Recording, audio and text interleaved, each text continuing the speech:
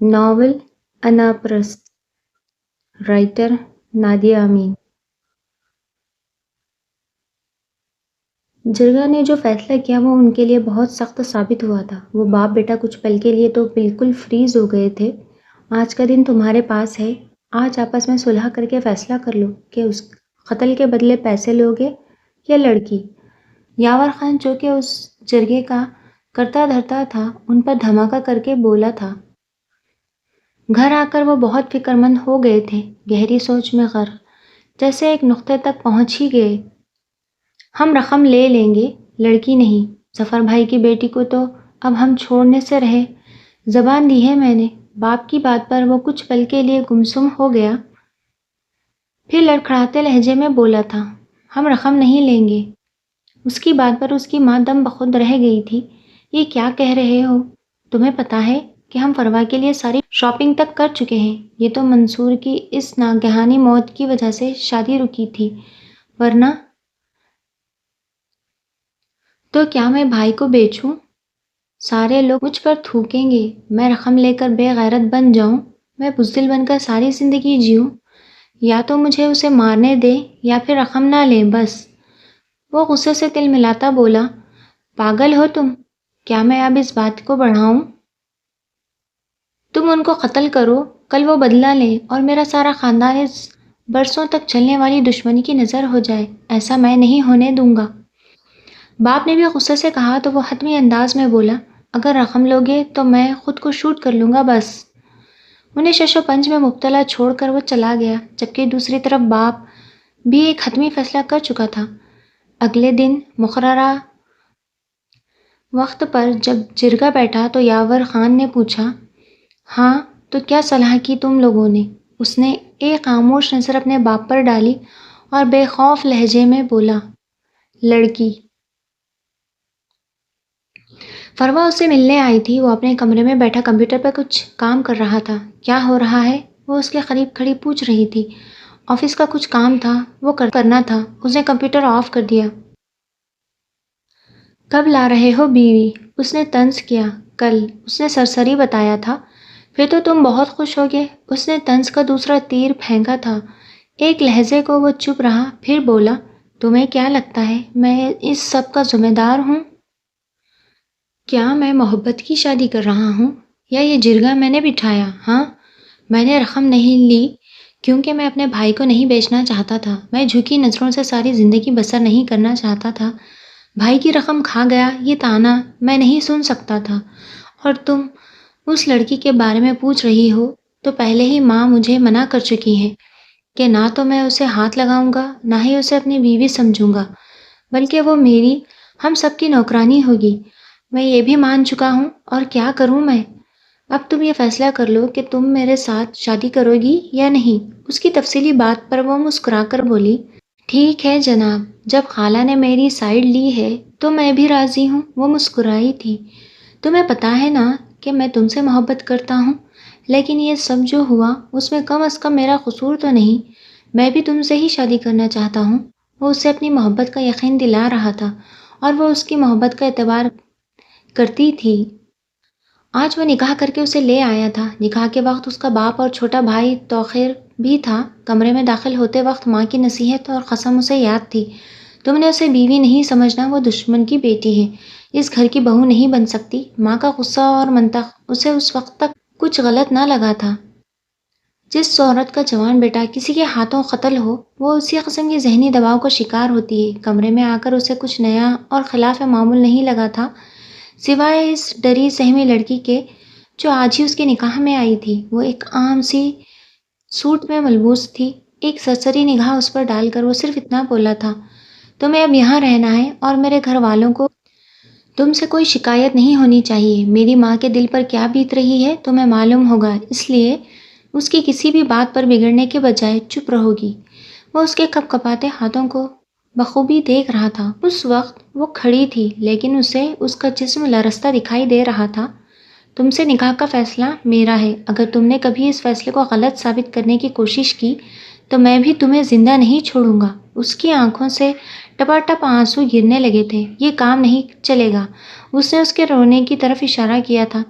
میں ان آنسوؤں سے پگھلنے والا نہیں، میرے گھر والوں کے ساتھ ٹھیک رہو گی تو بخشوں گا تمہیں۔ اس نے جلدی سے آنسو صاف کیے تھے۔ نام کیا ہے تمہارا؟ اپنی شرٹ اتارتا وہ عام سے لہجے میں بولا تھا، ہاں عدن۔ نام اچھا ہے، کام بھی اچھا ہونا چاہیے۔ آج جو کچھ کہہ چکا ہوں وہ دوبارہ نہیں دہراؤں گا کیونکہ تم یہ نوبت نہیں آنے دو گی۔ وہ اسے دھمکاتا ہوا بولا، جی۔ وہ حقیقتاً بہت گھبرائی ہوئی تھی۔ اب آرام سے سو سکتی ہو۔ اس کے لیے اس کی زندگی بدل کر رہ گئی تھی، جبکہ ادھر سب اسے ایسے ظاہر کر رہے تھے جیسے کہ وہ ان کے درمیان کبھی آئی ہی نہ تھی۔ اس نے تقدیر کے لکھے کو اس وقت قبول کیا تھا جب اسے بتایا گیا کہ اس کا نکاح ہے۔ یہاں آئے ہوئے اسے ہفتہ ہونے کو تھا۔ اس ایک ہفتے میں کسی نے بھی اس سے بات نہیں کی تھی۔ اسے ایک فالتو پرزے کی طرح ایک طرف ڈال دیا گیا تھا۔ وہ کیا ہے، کیا تھی، وہ بالکل بھولنے لگی تھی۔ وہ جو اپنی ذات کے غرور میں کبھی کسی کو گھاس تک نہ ڈالنے کی روادار نہ تھی، اب عجیب قسم کی ذلت کا شکار تھی۔ وقت کے بے رحم لگام اس کے گلے میں ڈال کر وہ سب اسے ایک پالتو جانور بھی نہ گردانتے تھے اور اس سے 3 بول پڑھائے گئے تھے۔ وہ اس کے وجود سے اتنا ہی بے خبر تھا جتنا کہ ایک مسافر منزل تک جانے والے راستے سے۔ وہ اپنی قسمت سے شاکی تھی جس نے اسے اس موڑ پر لا کھڑا کیا تھا کہ وہ دشمن بن کر ان کے درمیان آئی تھی۔ اس کی سانس اسے دیکھنے کی بھی روادار نہ تھی۔ اس کے دن رات ذلت کے بستر میں گزر رہے تھے، ایسا بستر جو ذلت، بے عزتی، نفرت سے بنا ہوا تھا۔ وہ مرد تو اسے اتنا ہی غافل تھا جتنا کہ اس کا سکون۔ وہ جس اضطراب کا شکار تھی اس میں اسے کسی ساتھی کی ضرورت تھی کہ جس سے وہ اپنے دل کی باتیں کرتی، اپنا حال دل سناتی، لیکن اس کا پرسان حال کوئی نہ تھا۔ وہ اس کے کمرے میں ایک فالتو نہ کارا پرزا تھی جو اس مرد کے استعمال میں آنے والا نہ تھا۔ رات کو وہ فروا سے باتیں کر رہا تھا، پاگل ہو یار، اس کا ہونا نہ ہونے کے برابر ہے۔ اس نے ڈھکے چھپے الفاظ میں کہا تھا، بھائی کی موت کے بعد فوراً تو دھوم دھام سے شادی نہیں ہو سکتی نا، اس لیے امی سال بعد ہی کریں گی۔ پلیز تم فضول کے خدشات نہ پالو، سب ٹھیک ہوگا۔ تم مجھ سے ڈرتی ہو، اس میں ایسی کوئی خاص بات نہیں کہ جس سے تم ہراساں ہو۔ چہرے پر دلکش مسکراہٹ سجاتا بولا تھا، اکثر رات کو وہ فروا کے ساتھ باتیں کرتا رہتا تھا۔ اس کی باتوں سے وہ یہ اندازہ لگا چکی تھی کہ ان کی بات طے تھی اور سال بعد ان کی شادی ہونے والی تھی، جو بھائی کی موت کے بنا پر تاخیر کا شکار ہوئی تھی۔ پھر اس بات کی تصدیق ماں کی زبان سے سن کر بھی ہو گئی تھی۔ فروا بہت روتی ہے تمہارے اس نکاح کے بارے میں سوچ کر۔ ماں اس کے قریب بیٹھی کہہ رہی تھی۔ وہ جو چائے پی رہا تھا اچنبھے سے اسے دیکھنے لگا۔ باجی کو میں نے بتایا بھی ہے کہ اس کا نکاح کون سا اس کمزاد کے ساتھ پسند کا ہے۔ مجبوری کی بات تھی، وہ اس گھر کی نوکرانی ہے اور بس میں نے اس سے کہہ دیا ہے کہ میرا بیٹا اسے منہ نہیں لگاتا۔ ماں کی بات پر وہ پہلو بدل کر رہ گیا تھا۔ ماں کبھی کبھار کچھ زیادہ ہی غلط بول جاتی تھی۔ وہ کچن میں برتن دھوتی سب سنتی رہی تھی۔ پھر اس نے خود پر ایک خول چڑھا لیا، بے حسی اور ڈھٹائی کا۔ وہ واقعی خود کو اس گھر کی نوکرانی سمجھنے لگی تھی۔ اس کے بھائی نے قتل کر کے جو خطا کی تھی اس کا بھگتان اس نے بھگتنا تھا۔ وہ خود کو یقین دلا چکی تھی، اس سزا کے لیے اس نے خود کو ان کے حوالے کر دیا تھا۔ اس کی دونوں نندیں اس سے بات نہیں کرتی تھیں، ان کا انداز اپنی نفرت کا اظہار کرتا رہتا تھا۔ وہ اس کے سامنے بار بار اپنی خالہ زاد کا ذکر کرتی رہتی تھی۔ بھائی اور فروا میں بہت محبت ہے، وہ اس کا دل جلانا چاہتی تھی، لیکن اس پر تو گویا ان باتوں کا اثر ہونے والا نہیں تھا۔ گھر میں ساس، سسر، 2 نندوں اور ایک دیور تھا، جبکہ ساتھ ہی زنجبیل کے چچا کی فیملی۔ دونوں گھرانوں کا آنا جانا رہتا تھا۔ وہ ایک بار بھی ان کے گھر نہیں گئی تھی، نہ ہی انہوں نے کبھی جھوٹے منہ آنے کو کہا تھا۔ وہ دن بھر کاموں میں جٹی رہتی۔ اس کے ارد گرد کیا ہو رہا ہے اس نے خبر لینا چھوڑ دی تھی۔ وہ سزا کے دن گزار رہی تھی، باقی کسی بھی چیز سے اس کا اثر و کار نہ تھا۔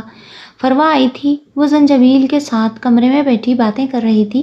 جب وہ چائے لے کر گئی تو اس نے بڑے ناخدانہ انداز سے اس کا جائزہ لیتے ہوئے زنجبیل کو مخاطب کرتے ہوئے کہا تھا، کیا جرگہ میں کرنے کے لیے یہی فیصلہ رہ گیا تھا؟ پھر کچھ تعمیل کر کے کہنے لگی، بے چاری مفت میں گئی۔ اس کا تعصب بھرا انداز اسے اندر سے بالکل کھوکھلا کر گیا تھا۔ چائے رکھ کر اس سے پہلے کہ وہ جاتی، جب زنجبیل نے اس سے کہا، میرے کپڑے پریس کرو، مجھے باہر کسی کام سے جانا ہے، اس نے حکم دیا۔ کہیں محبت تو نہیں کر بیٹھے؟ اس نے کچھ جلے کٹے انداز میں کہا تو وہ مسکرا کر بولا، بھلا تمہاری محبت کہیں اور جانے دیتی ہے؟ I really love you. یہ بیچاری تو، او نو یار، اس نے سر نفی میں ہلایا تھا. وہ صبح سے کچن میں لگی ہوئی تھی. سارے کچن کو صاف کر کے اس نے دوپہر کے لیے کھانا بنانا شروع کیا تھا. مٹر قیمہ بھون کر اس نے چاول بنایا اور دم پر لگا کر سلاد کاٹنی شروع کی. اس دوران فرحہ آئی.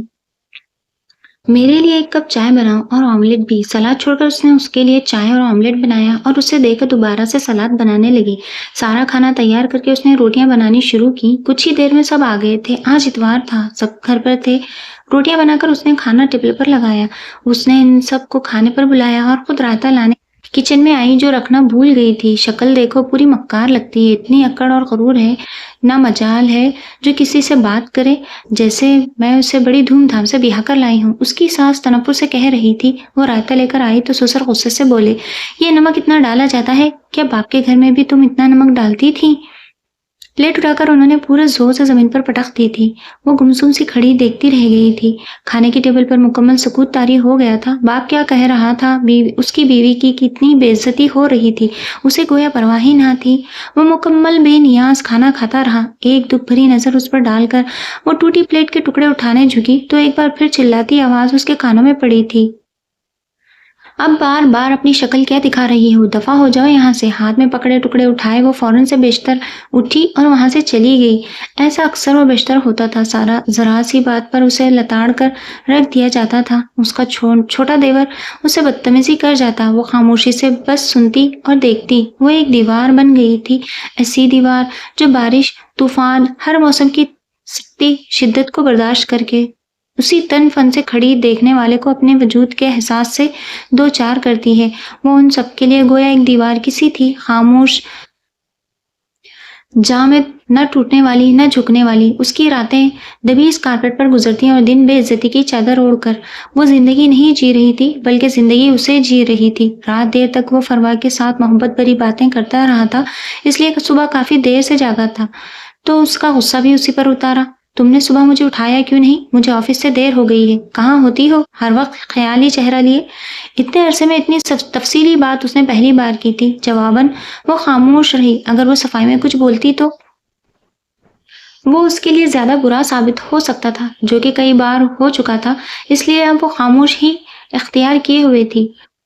یہاں آئے ہوئے اسے 10 مہینے ہونے لگے تھے. آہستہ آہستہ گھر میں اس کی شادی کی تیاریاں شروع ہونے لگی. شاپنگ ہو رہی تھی. فروا بھی یہاں آ کر ان کے ساتھ بازار جا کر اپنے لیے شاپنگ کرتی تھی. اسے لگ رہا تھا کہ وہ ان سب کے لیے اتنی ہی غیر اہم ہے جتنی کہ وہ خود اپنے لیے.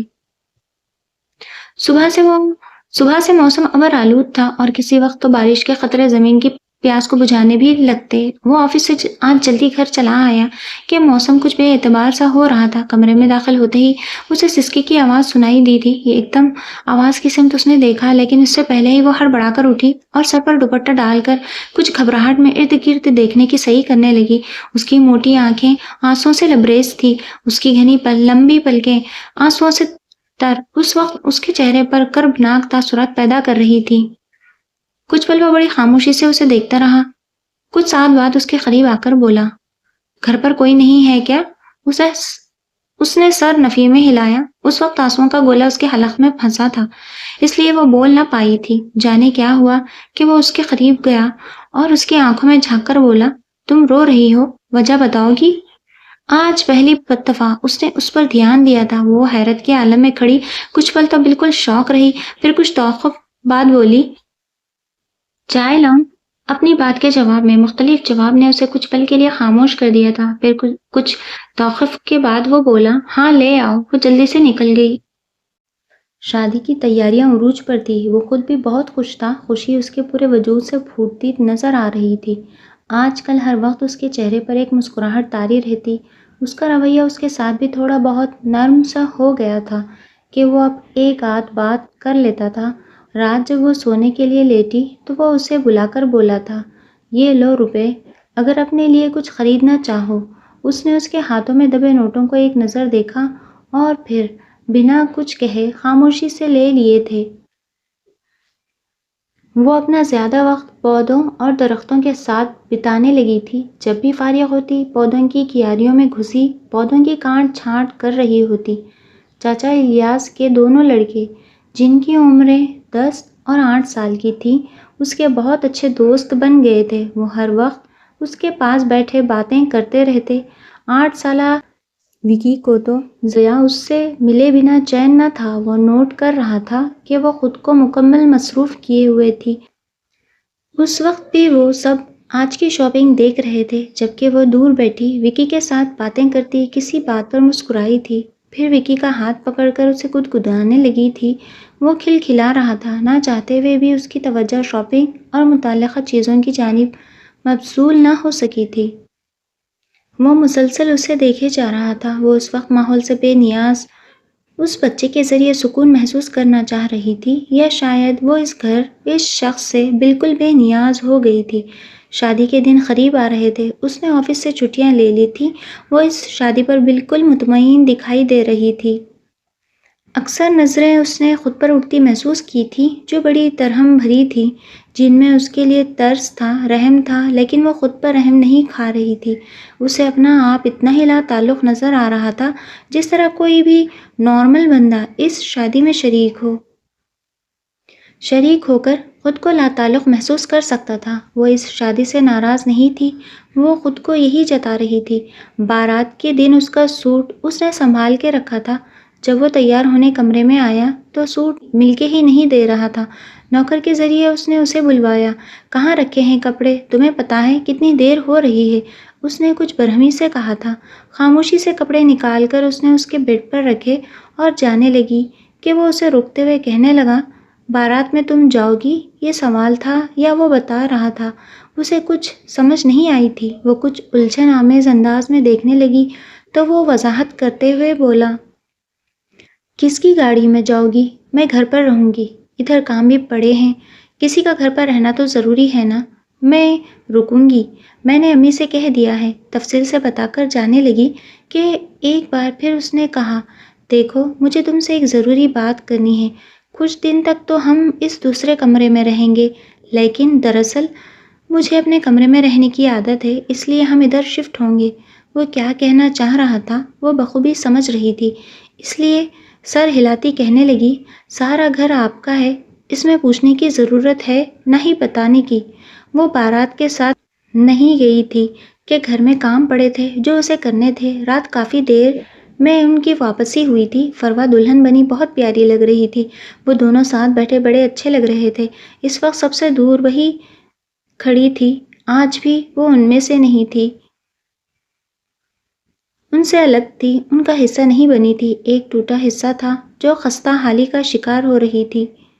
صبح ناشتے لیے وہ ان کے کمرے کے دروازے پر دستک دینے لگی کہ دروازہ ایک دم سے کھلا تھا۔ سامنے وہ کھڑا ایک پل کے لیے تو بالکل چپ سادھے رہا، پھر اسے اندر آنے کا راستہ دے کر خود بھی اندر چلا گیا۔ وہ شاید باتھ روم میں تھی۔ ٹیبل پر ناشتے کی ٹرے رکھ کر وہ جانے لگی کہ کچھ یاد آتے ہی مڑ کر اسے کہنے لگی، ولیمے کا سوٹ استری کرنا ہے، کہاں ہے وہ؟ بظاہر یہ جملہ سادگی سے کہا گیا تھا، لیکن اس پل اسے کچھ عجیب سا فیل ہوا تھا۔ کسی گہری سوچ سے نکلتا ہوا بولا، شکور سے پتا کرو، اسی کو دیا تھا میں نے۔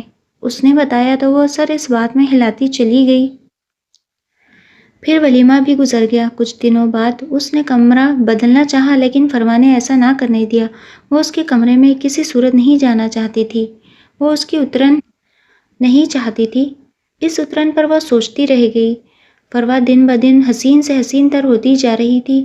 وجہ زنجبیل کی بے پناہ محبت تھی جو اس کے حسن کو اور رعنائی دے رہی تھی۔ وہ دونوں بہت خوش تھے۔ وہ ہنی مون منانے ماریشس بھی گئے، 15 دن رہ کر آئے۔ وہ اپنی دنیا میں مگن تھے، جبکہ ادھر وہ اپنی دنیا میں مگن تھی۔ اس کا وجود خاموشی کی نظر ہو گیا تھا۔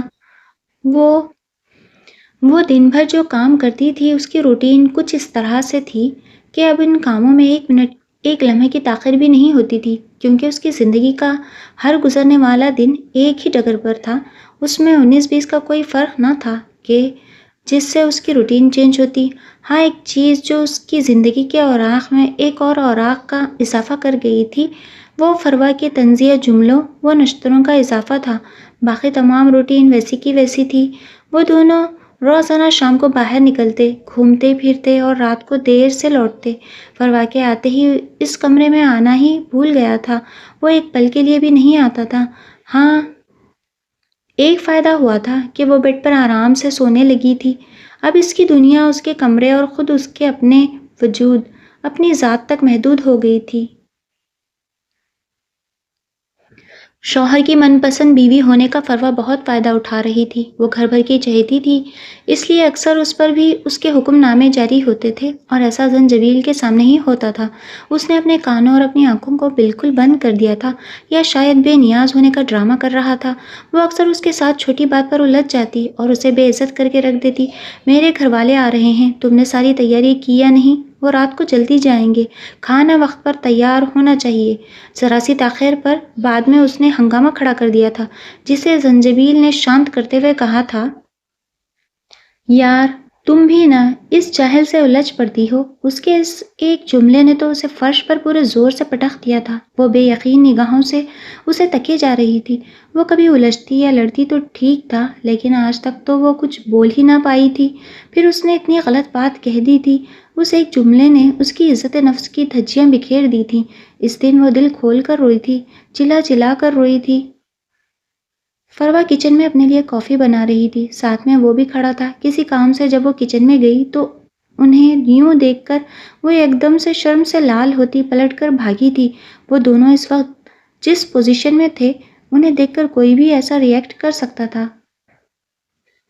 دیکھا اس گنوار کو، بنا ہٹ کیے چلی آئی، یہ اس لیے تو زہر لگتی ہے مجھے۔ فروا اس کے خلاف آگ اگل رہی تھی، جبکہ وہ تو جیسے وہاں تھا ہی نہیں۔ رات کو وہ دیر سے گھر آیا تھا، اسے سخت بھوک لگ رہی تھی۔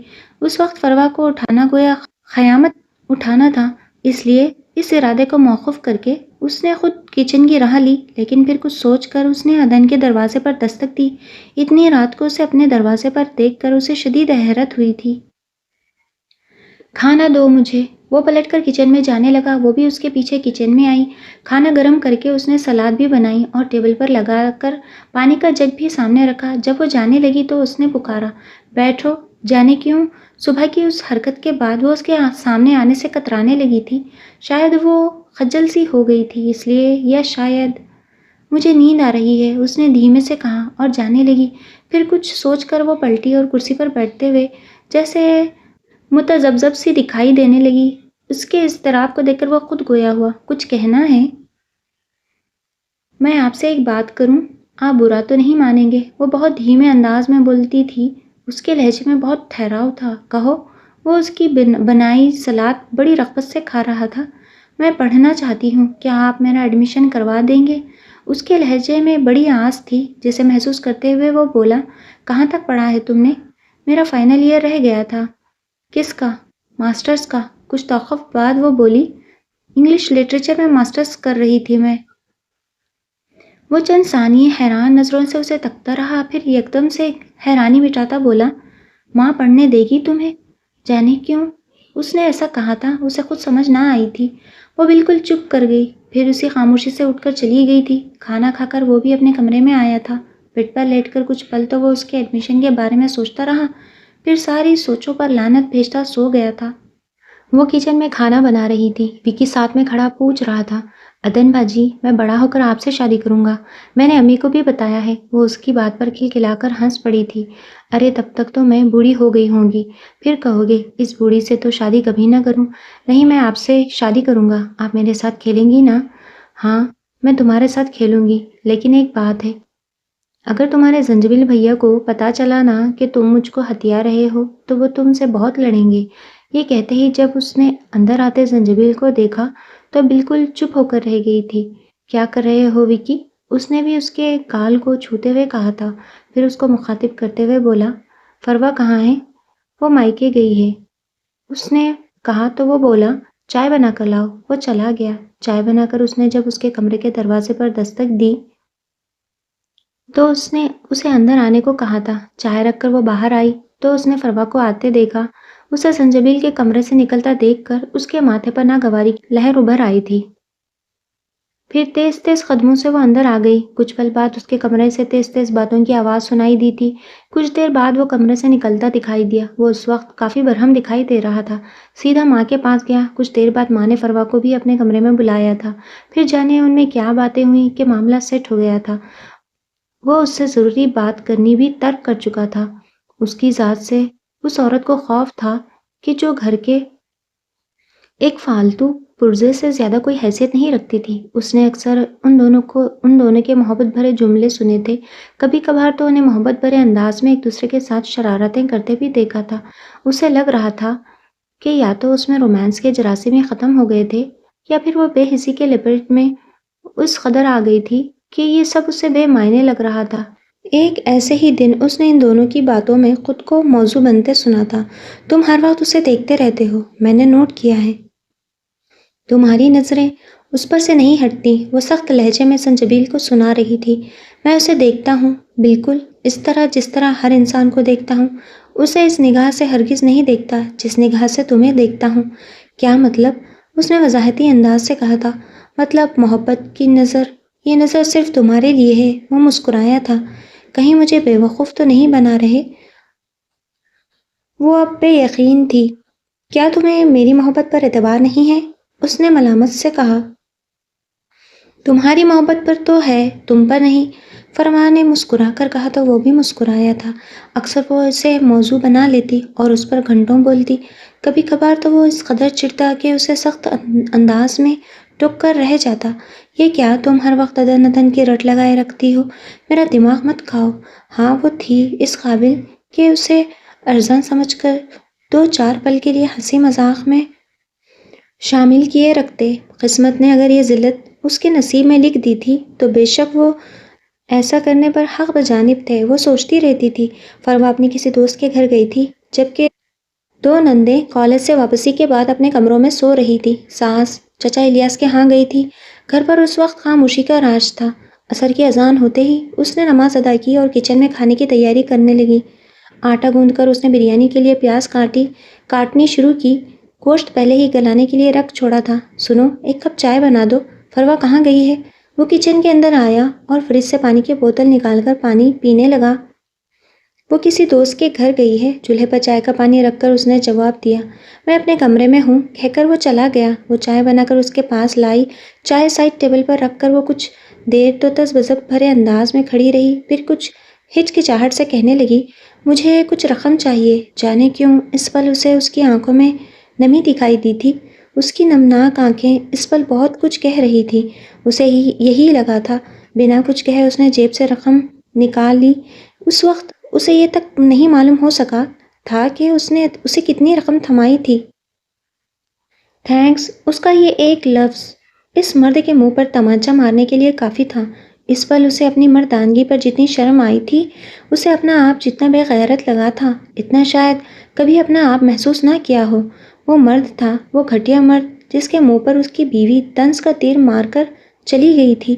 اس کی غیرت پر یہ تعزیانہ بہت بھاری لگا تھا۔ ان کی شادی کو 2 سال بیت چلے تھے۔ فروا ابھی تک ماں نہیں بن سکی تھی۔ اس کی ساس اسے علاج کی غرض سے کئی ڈاکٹروں کے پاس لے گئی تھی لیکن کوئی آسرا نہ بن سکا تھا۔ عدن کو اپنے ماں باپ، بہن بھائیوں کو دیکھے 3 سال ہو چکے تھے۔ اسے لگ رہا تھا کہ اگر مزید 1-2 سال وہ انہیں نہ دیکھ سکی تو وہ ان کے چہروں کو بھول جائے گی۔ دل سوز لمحات اس کی زندگی کا حصہ بن گئے تھے۔ تحقیرانہ رویے اس کے وجود کے گرد لباس کی طرح لپٹ گئے تھے۔ کسی جم فزا تصور کا دور دور تک امکان نہ تھا۔ اکتاہٹ آمیز انداز میں زندگی بسر ہو رہی تھی۔ ہر موسم اس کے لیے ایک جیسا تھا۔ بے التفاتی نے اسے تھکا دیا تھا۔ اس تھکاوٹ نے اس کے وجود میں وحشت بھر دی تھی۔ ان دنوں اسے اپنا آپ ذلیل ترین لگ رہا تھا۔ ایک ایسا بندہ جو زمین اور آسمان پر اکیلا کھڑا ایک رحم بھری آواز، ایک ترہم آمیز لفظ کا طلبگار ہو۔ اس تشنگی کیفیت نے اسے نڈھال کر دیا تھا۔ وہ بیمار ہو گئی تھی لیکن یہ بیماری بھی اس کی تنہائی کی طرح اس کی ساتھی بن گئی تھی۔ پچھلے کچھ دنوں سے بخار مسلسل ہو رہا تھا۔ جسمانی تھکاوٹ، درد نے اسے نڈھال کر دیا تھا۔ صبح کے مل گجے اجالے میں جب وہ صحن میں آئی تو 400 خاموشی کا راج تھا۔ لان کے سبزے پر پاؤں رکھتے ہی جانے اسے کیا ہوا تھا کہ وہ لڑکھڑا کر منہ کے بل گری تھی۔ اس کا سبھی چہرہ اس وقت بھی لاہٹ لیے ہوئے تھا۔ شکور نے جب اسے اس طرح زمین پر پڑے دیکھا تو یکدم اندر کی طرح بھاگا تھا۔ بے خیالی میں اس نے سنجبیل کے کمرے کی دروازے پر دستک دی تھی۔ دروازہ اسی نے کھولا تھا۔ پھر شکور کے بتانے پر وہ باہر کی طرف لپکا تھا۔ وہ بے ہوش پڑی تھی۔ اس کا جسم آگ کی طرح تپ رہا تھا۔ اسے گاڑی میں ڈال کر وہ ایک پرائیویٹ ہاسپٹل لے گیا تھا۔ وہ ایڈمٹ ہو گئی تھی۔ تھوڑی دیر کے لیے وہ گھر آیا تھا تاکہ ان سب کو خبر کر سکے، لیکن وہاں تو گویا بات ہی کچھ اور تھی۔ فروا تیش کے عالم میں اس کی جانب لپکی تھی۔ کہاں ہے وہ؟ ذرا سی بیماری کا بہانہ کیا خوب ہے۔ امی کہاں ہے؟ اس کی بات کے جواب میں اس نے کہا تو وہ چلاتی بولی، میں نے کچھ پوچھا ہے؟ ماں بھی چلی آئی اور وہ بھی اسے لتاڑنے لگی تھی۔ وہ تو گویا پھنس کر رہ گیا تھا۔ انہیں یوں بولتا چھوڑ کر وہ پھر ہسپتال آیا۔ وہ ہنوز اسی حالت میں تھی۔ اس دوران کوئی 10 بار فروا کی کالز آئی تھی جسے اس نے ریسیو نہیں کیا تھا۔ وہ تو کم از کم اس کے قتل میں شریک نہیں ہو سکتا تھا۔ وہ سوچ رہا تھا۔ رات جانے کس پہر وہ کچھ ہوش میں آنے لگی تھی۔ وہ کچھ کہہ رہی تھی۔ وہ اٹھ کر اس کے قریب گیا اور اس کی بات سننے کی کوشش کرنے لگا۔ امی امی مجھے لے جاؤ یہاں سے۔ یہ لوگ بڑے بڑے ظالم ہیں۔ یہ مجھے انسان میں جانور ہوں ان کے لیے۔ میں یہاں نہیں رہنا چاہتی۔ یہ سب مجھے لے جاؤ۔ امی اللہ کے لیے مجھے لے جاؤ۔ میں تم سب یاد آتے ہیں۔ سب یاد آتے ہو۔ وہ سب مارتے ہیں مجھے۔ دیکھو میرا جسم، سارا جسم زخمی۔ مجھے لے جاؤ۔ وہ نیم بے ہوشی کی کیفیت میں رونے لگی تھی۔ اس کی باتیں سن کر وہ شاکڈ رہ گیا تھا۔ وہ مار کھاتی رہی تھی۔ اسے مارا جاتا تھا۔ وہ اتنا بے خبر تھا۔ امی میں نہیں رہوں گی یہاں، لے جاؤ مجھے۔ وہ سسک رہی تھی۔ اس رات جو کچھ وہ بولتی رہی تھی اس نے اس مرد کی ضمیر پر خوب تازیانے لگائے تھے۔ وہ خود فراموشی کے عالم میں جو کہہ رہی تھی وہ اس مرد کے لیے ہولناک تھا۔ 1-2 دن میں بخار کی شدت میں کمی آ گئی تھی۔ وہ ایک مخدوش حالت میں نہیں تھی۔ تکیے کے سہارے وہ بیٹھی، آنکھیں بند کیے نیم دراز تھی۔ جب وہ اندر آیا تھا یکدم سے آنکھیں کھول کر اس نے ایک نظر اسے دیکھا اور پھر آنکھیں بند کر لی۔ قریب آ کر اس نے اس کے ماتھے پر ہاتھ رکھ دیا تھا۔ بخار قدرے کم تھا۔ کرسی کھینچ کر وہ اس کے مقابل بیٹھتا سنجیدگی سے بولا، میں تمہیں تمہاری ماں کے گھر لے کے جا رہا ہوں، کچھ دن وہیں رہو، پھر میں تمہیں لے آؤں گا۔ اس کی بات نے اسے بت بنا دیا تھا۔ وہ بے یقین نگاہوں سے اسے دیکھنے لگی، پھر اٹھ کر وہ دروازہ لاک کر کے اس کے قریب آ کر بولا تھا، اپنی کمر دکھاؤ۔ اس کی بات پر وہ سکتے میں آ گئی تھی۔ وہ یکٹک اسے دیکھے جا رہی تھی۔ کہا نا اپنی کمر دکھاؤ۔ اسے گمسم دیکھ کر وہ خود اس کی قمیص اٹھانے کو بڑھا تو وہ فوراً بولی، میں ٹھیک ہوں۔ لیکن اس کی بات کو نہ سنتے وہ خود اس کی قمیص اٹھا کر اس کی کمر پر زخم کے نشان دیکھنے لگا۔ اور کہاں کہاں مارا ہے؟ وہ اس کی آنکھوں میں براہ راست دیکھتے ہوئے بولا۔ وہ چپ رہی تو وہ پھر بولا، کہاں کہاں اور کس نے مارا ہے؟ کیا پوچھ رہا ہوں میں؟ اس پل اس کی آنکھوں میں نمی ابھرتی دیکھی تھی اس نے، جو اپنے اندر اتارتی وہ بولی، ایسا کچھ نہیں ہے۔ میں پھر جانے کیا ہوا کہ 1000 کوشش کے باوجود اپنی آنکھوں سے رواں ہونے والے آنسوؤں پر قابو نہ پا سکی۔ وہ بے آواز روتی رہی۔ وہ اسے روتے ہوئے دیکھتا رہا۔ اٹھو، وہ اسے اٹھاتے ہوئے باہر لے آیا تھا۔ گاڑی میں بیٹھ کر وہ اس کی ماں کی طرف روانہ ہوا تھا۔ اسے ماں کے گھر کے دروازے پر اتارتے ہوئے وہ بولا، 2 ہفتے بعد آؤں گا۔ گھر میں تو گویا بھونچال آیا تھا۔ سب اس سے خفا تھے۔ اس کی ماں نے تو گویا بات کرنی چھوڑ دی تھی۔ کوئی جادو کر دیا ہے جو اتنی آزادی دے دی اسے۔ مجھے اپنی شکل مت دکھاؤ۔ میرے بیٹے کے دشمنوں کے ساتھ تمہاری اتنی محبت کہ خود ان کے گھر ان کے پاس چھوڑ آئے۔ ماں کی باتیں ناقابل برداشت تھیں، لیکن وہ الگ ناراض تھی۔ وہ بھی اس سے بات چیت ترک کر چکی تھی۔ وہ بیڈ پر دراز کسی کتاب کے مطالعے میں مصروف تھی۔ جب اس نے فروا سے بات کرنی چاہی، وہ بیمار تھی تو کیا مرنے دیتا؟ لوگ جانوروں کے ساتھ ایسا سلوک نہیں کرتے، تو کیا میں اپنی بیوی کے ساتھ ایسا کرتا؟ لفظ بیوی نے تو فروا کو تپا دیا تھا۔ اوہ، تو بیوی کے مرتبے تک لے آئے ہو۔ آج پہلی بار تمہارے منہ سے اس کے لیے لفظ بیوی سنا ہے میں نے۔ خوب، اب بڑی طرفداری کرو گے؟ ہاں، بھاڑ میں گئی وہ، اور بھاڑ میں گئی اس کی بیماری۔ مجھے وضاحتیں مت دو۔ اس کے قطعی انداز پر اس نے بھی اپنا رویہ چینج کر دیا تھا۔ اگر وہ حقیقت سننے کی روادار نہ تھی تو وہ بھی فضول میں اپنا دماغ نہیں کھپانا چاہتا تھا۔ اس کی ماں نے مکمل بول چال بند کر دی تھی۔ اس نے 1-2 بار اسے منانے کی کوشش کی، لیکن وہ ہنوز ناراض ہی رہی تھی۔ جس دن اس نے عدن کو گھر واپس لانا تھا اس دن فروا ناراض ہو کر امی کے گھر چلی گئی۔ جبکہ اس کی ماں بھی فروا کے ساتھ ہی گئی تھی۔ ان کا رویہ ایسا ہونا ہی تھا، وہ جانتا تھا۔ وہ جب اسے لینے گھر گیا تو ان کے لاکھ کہنے پر بھی وہ اندر نہ گیا تھا۔ کسی کام کا بہانہ کر کے وہ اسے سیدھا گھر لے آیا تھا، پھر اسے گھر پر اتار کر وہ کہیں چلا گیا تھا۔ رات جب وہ گھر آیا تو گھر پر اسے مکمل خاموشی ملی تھی۔ اس کے کمرے کے دروازے پر دستک دینے کے لیے ہاتھ بڑھایا تو اس نے دروازے کو کھلا پایا۔ اندر آیا۔ کمرے میں زیرو بلب کی روشنی سے کمرہ نیم تاریک تھا۔ دروازہ لاک کر کے وہ بیڈ کی طرف آیا۔ وہ گہری نیند میں سو رہی تھی، کچھ پل سوچ کی نظر ہوئے تھے، دوسرے ہی پل وہ اس کے قریب بیٹھ گیا تھا۔ کھٹکے کی آواز پر وہ اٹھ کر بیٹھ گئی اور مندی مندی آنکھوں سے سمجھنے کی کوشش کرنے لگی۔ اس کے برابر میں لیٹ کر وہ کچھ پل اسے دیکھتا رہا اور پھر کہنے لگا، میں نے 2 ہفتوں کا وعدہ کیا تھا، ورنہ اس سے پہلے آ جاتا۔ تمہاری طبیعت کیسی ہے اب؟ ٹھیک ہے، اس نے مختصر جواب دیا تھا۔ آج کے بعد سے جس نے تم پر ہاتھ اٹھایا تو تم مجھے بتاؤ گی، مجھ سے چھپاؤ گی نہیں۔ اس کا ہاتھ اپنے ہاتھ میں لیتا بولا، جو زخم میں نے دیا ہے اس کا مداوا بھی میں کروں گا۔ وہ خاموشی سے سن رہی تھی، پھر بولی، وہ سب خفا ہوں گے، میں نہیں چاہتی کہ کوئی مشکل کھڑی ہو۔ اس نے کسی بھی قسم کے خطرے سے آگاہ کیا تھا۔ یہ تمہارا مسئلہ نہیں ہے، میرا ہے، اور تم وہ کرو جو میں کہوں بس۔ وہ اس کے معاملے میں ہمیشہ سخت رہا تھا۔ قصور میرے بھائی کا تھا، لیکن خطاوار میں ٹھہرائی گئی۔ ادھر وہ سب کچھ اور چاہتے ہیں اور آپ تو آرام سے آفس چلے جائیں گے، لیکن گھر پر میں کیا کیا فیس کروں گی یہ صرف مجھے پتا ہے۔ میں آپ کا ساتھ نہیں دے سکتی۔ تم سے مشورہ کب مانگا؟ یہ میری بھی زندگی ہے، میرا بھی حق ہے کہ میں کچھ بولوں اپنے لیے۔ کیا میں کٹ پتلی ہوں جو پہلے آپ نے کہا تھا کہ میں سب کی شکایتیں نہ کروں، اب کہہ رہے ہیں کہ میں آپ کو بتاؤں؟ پہلے مجھے دیکھنے کے روادار نہ تھے، اب وہ چند ثانیہ خاموش رہی اور پھر بولی، میں اب اور سہنے کی طاقت نہیں رکھتی۔ وہ سب مجھ سے نفرت کرتے ہیں، لیکن آپ کے اس اقدام کے بعد میں ان کے لیے دنیا کی ذلیل ترین مخلوق بن جاؤں گی۔ وہ آپ کو تو برا نہیں سمجھیں گے، صرف مجھے سنائیں گے۔ میں نہیں چاہتی کہ مجھ پر یہاں اور زندگی تنگ ہو۔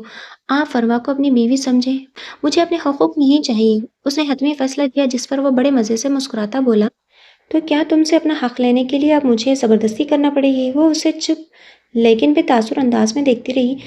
جب میں ایسا نہیں چاہتی تو آپ کو کیا تکلیف ہے؟ مجھے تکلیف ہے، جب میرے ساتھ رہو گی تو میری مانو گی۔ وہ پرسکون سا گویا ہوا تھا۔ میں آپ کو اس قدر ارزاں لگتی ہوں کہ جب جی چاہا پھینک دیا، جب جی چاہا استعمال کیا۔ وہ بے یقینی سے دیکھتی جیسے شوق میں تھی۔ یعنی تم ضد کرنے لگی ہو، انا ہے نا؟ وہ استہزائی انداز میں ہنسا اور پھر سختی سے بولا، انا کی بات بیچ میں لاؤ گی نا تو بہت پچھتاؤ گی۔ میں کیا ہوں تمہیں اس کا اندازہ نہیں۔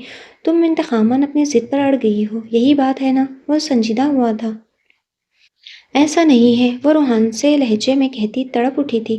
تو پھر کیا ہے؟ وہ غصے سے دبے دبے لہجے میں دانت چباتا بولا تھا، میری زندگی اجیرن ہو جائے گی۔ میں آپ کو کیوں نہیں سمجھ آ رہی؟ اگر فروا نے آپ کو یہاں دیکھا تو وہ مجھے زندہ در گور کر دے گی۔ وہ رونے لگی۔ پھر آنسو؟ میں نے منع کیا تھا نا، میں تمہارے آنسوؤں سے پگھلنے والا نہیں۔ انا کی بات ہے تو پھر ایسا ہی صحیح، میں دیکھتا ہوں تم مجھے کیسے دھتکارتی ہو۔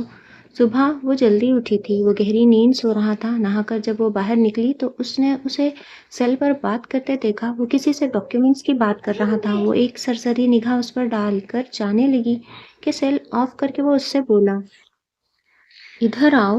نہ چاہتے ہوئے بھی وہ کچھ قدم چل کر اس کی جانب آئی۔ یہ سوگ کیوں منا رہی ہو؟ پھر اس کے گیلے بالوں میں انگلیاں پھیرنے لگا۔ وہ خاموش کھڑی رہی۔ جب وہ مزید بے تکلفی دکھانے لگا تو اس نے ایک جھٹکے سے مڑتے کہا، مجھے کام ہے۔ اس کی حرکت پر وہ مسکراتا رہا، مجھ سے زیادہ ضروری کام ہے۔ پھر مسکراتا بولا، غصے میں کافی اچھی لگتی ہو۔ کیوں؟ مجھ میں تو کوئی خاص بات نہیں، یہی کہا تھا نا آپ نے پہلے؟ اسے اس کی پرانی بات یاد دلاتی جب وہ اشتعال انگیز انداز میں بولی تو وہ ایک ہلکا سا خیخہ لگاتے اسے گلے لگاتے بولا، پہلے کی نہیں، اب کی بات کرو، میری رات کو حسین۔ وہ اسے دھکیلتی چلی گئی۔ وہ فروا اور ماں کو منا کر لے آیا تھا۔ اس کا رویہ فروا کے ساتھ پہلے جیسا ہی تھا، جبکہ وہ اس سے کچھ ناراض محسوس ہو رہی تھی۔ اس وقت بھی وہ فروا کو بنانے کی کوشش کر رہا تھا، چلو تمہیں شاپنگ کراتا ہوں۔ وہ ہنوز خاموش تھی تو ایک دم سے اس کا ہاتھ پکڑ کر اسے اپنے قریب کرتے ہوئے بڑے جذب کے عالم میں کہنے لگا، اس کے یہاں رہنے سے تمہیں کوئی خوف کیوں ہے؟ دیکھو، میں اسے طلاق دے نہیں سکتا کہ جرگے کا فیصلہ کیا ہوتا ہے، تمہیں پتہ ہے۔ گھر سے بھی نہیں نکال سکتا کہ یہ سب طے ہوا تھا۔ پھر بتاؤ کیا کروں میں؟ وہ اسے رام کر رہا تھا۔ تو اتنا میٹھا بننے کو بھی تو جرگا نہیں بولا تھا۔ وہ گویا پھٹ پڑی تھی۔ وہ مسکرایا۔ ذہن کے پردے پر اس کے ساتھ بیتی رات کی فلم کچھ اس طرح لہرائی کہ وہ چپ کر گیا تھا۔ چپ کیوں ہو گئے؟ اسے ایک دم خاموش پا کر وہ بولی، تم کچھ بھی کہو پر وہ بیوی تو ہے نا میری۔ اب میں اس رشتے سے جان تو نہیں چھڑا سکتا، اور پھر یہ فیصلہ میرا نہیں ہے، یہ سب کا مشترکہ فیصلہ تھا۔ پھر تم سب مجھے اس معاملے میں کیوں گھسیٹ رہے ہو؟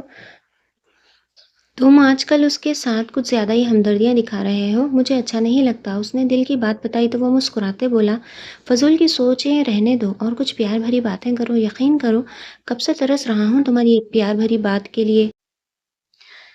اس پل وہ مان گئی تھی کہ وہ اس کو چاہتی بھی بہت تھی۔ اس کی محبت اسے اس سے بدگمان کر دیتی تھی جس میں وہ خود کو سراسر بے قصور سمجھتی تھی۔ چچا الیاس کی بیٹی کی شادی تھی، سب وہاں گئے تھے، وہ گھر پر رہ گئی تھی۔ اس کی عجیب حالت تھی، وہ بہت سستی اور تکان محسوس کر رہی تھی اور کئی بار تو اسے اکائی بھی آئی تھی۔ اپنے ساتھ ہونے والی گڑبڑ کا اسے بخوبی اندازہ ہو رہا تھا۔ سب سے بڑا طوفان اس خبر سے آنے والا تھا۔ وہ اس کا سوچ سوچ کر اور بھی پریشان ہو رہی تھی۔ لان میں بیٹھی وہ اپنی سوچوں میں منہمک تھی۔ جب وہ آ کر اس کے قریب کی کرسی پر بیٹھ گیا، وہ خاموشی سے اس کے چہرے کو پڑھ رہا تھا۔ ایک دم سے ہڑبڑا کر وہ نظریں پھیر کر درخت پر بیٹھے کووں کو دیکھنے لگی۔ پھر جانے کیا سوچ کر وہ اس کی طرف دیکھتی کہنے لگی، آپ مجھے کسی طرح سے ہسپتال لے جا سکتے ہیں؟ اس کی بات پر وہ سوالیہ انداز میں کچھ دیر تکتے رہنے کے بعد بولا، کیوں؟ مجھے کام ہے۔ اس کی آواز پرسکون تھی۔ تمہیں جو کام ہے وہ مجھے معلوم ہے۔ حیرت سے وہ ایک دم سر اٹھائے اس کی طرف دیکھنے لگی تھی۔ میرے بچے کو کوئی نقصان نہیں پہنچنا چاہیے، سمجھی تم؟ آپ کو کس طرح؟ وہ الجھن بھرے انداز میں کہنے لگی تو وہ بولا، ایسا کوئی بھی خیال دل سے نکال دو، مجھے بچہ چاہیے، اور ہاں، رات کو کمرے کا دروازہ لاک نہیں کرنا، میں آؤں گا۔ یہ کہتے ہی وہ اٹھ کر گیٹ سے نکل گیا، جبکہ وہ اس کی باتوں پر حیران و پریشان رہ گئی تھی۔ رات کا کھانا کھاتے ہی وہ اپنے کمرے میں سونے چلی گئی۔ جانے رات کا کون سا پہر تھا جب وہ اسے جگا رہا تھا۔ پلیز کوئی آ جائے گا، وہ ہراں سانس ہی بولی تو وہ کہنے لگا، یہ تمہارا درد سر نہیں ہے۔ وہ اس کے برابر لیٹ گیا تھا۔ وہ اٹھی تو اس نے کھینچ کر اسے اپنے ساتھ لٹایا تھا۔ آپ کیوں میری جان کے دشمن بن گئے ہیں؟ وہ سب بہت ناراض ہوں گے، اور اگر انہیں خبر ہو گئی کہ میں پریگننٹ ہوں تو وہ تو مجھے مار ہی دیں گے۔ مجھے بہت ڈر لگ رہا ہے۔ میں ابارشن۔ وہ بھناتا ہوا اٹھ کر بیٹھ گیا تھا۔ میں یہاں تمہاری تقریر سننے نہیں آیا، اور اس وقت تم اچھی طرح سمجھ رہی ہو۔ صبح جب وہ اٹھی تو وہ اسے بستر پر نظر نہیں آیا تھا۔ وہ شاید جلدی چلا گیا تھا، اور دوپہر کے وقت وہ پھر آیا تھا۔ دماغ ٹھکانے پر آیا ہے کہ نہیں؟ وہ کمرے میں بستر پر دراز کتاب پڑھ رہی تھی کہ ایسا مزہ صرف ان کی غیر موجودگی میں ہی وہ لے سکتی تھی۔ وہ تو اس کے پڑھنے پر بھی طنز کے تیر اس طرح چلاتے تھے کہ وہ خود کو ایک مجرم سے بھی زیادہ قصوروار سمجھنے لگتی تھی۔ وہ اٹھی اور بستر سے اتر کر سلیپرز پہن کر اپنا دوپٹہ اٹھایا۔ میں چائے لے آؤں؟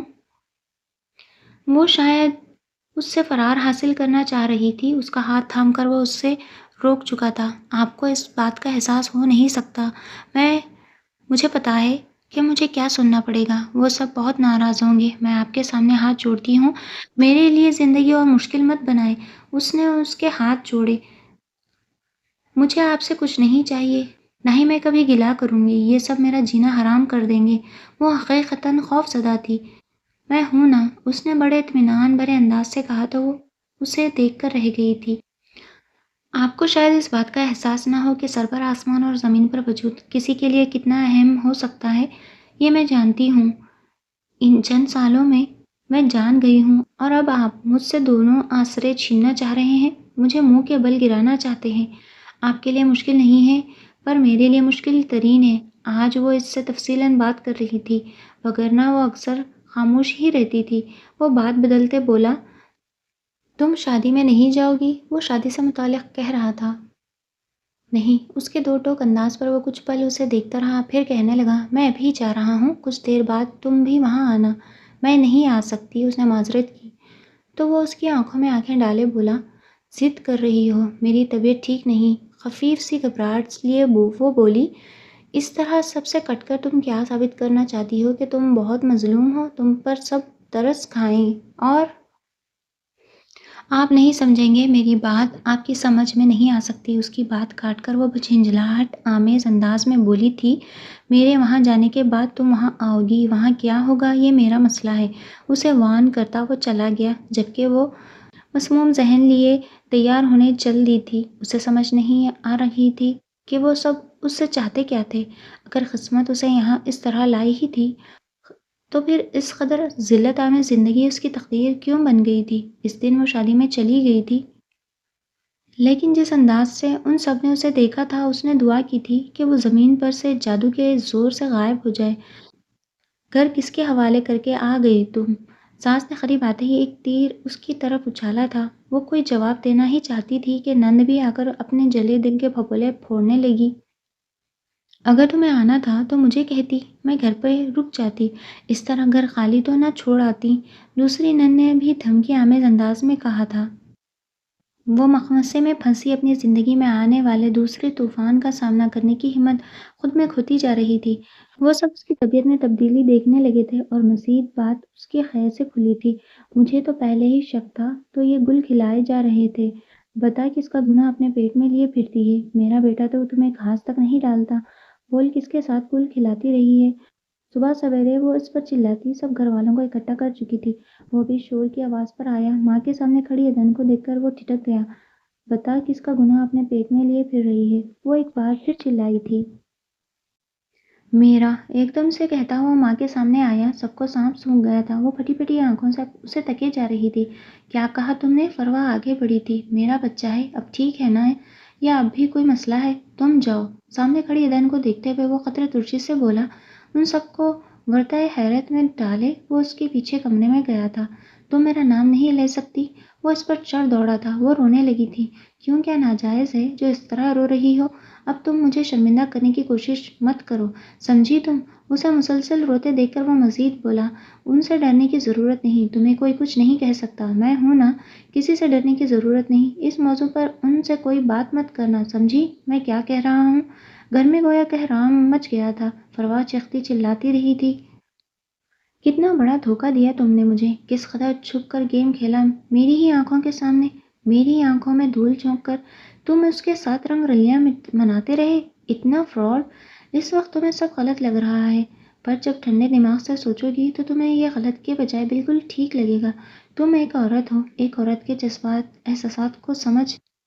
میرے جذبات و احساسات کو چولہے میں جھونک کر اس کے جذبات و احساسات کی تمہیں بڑی فکر لاحق ہو گئی۔ اس کا بھی مجھ پر اتنا ہی حق ہے جتنا تمہارا۔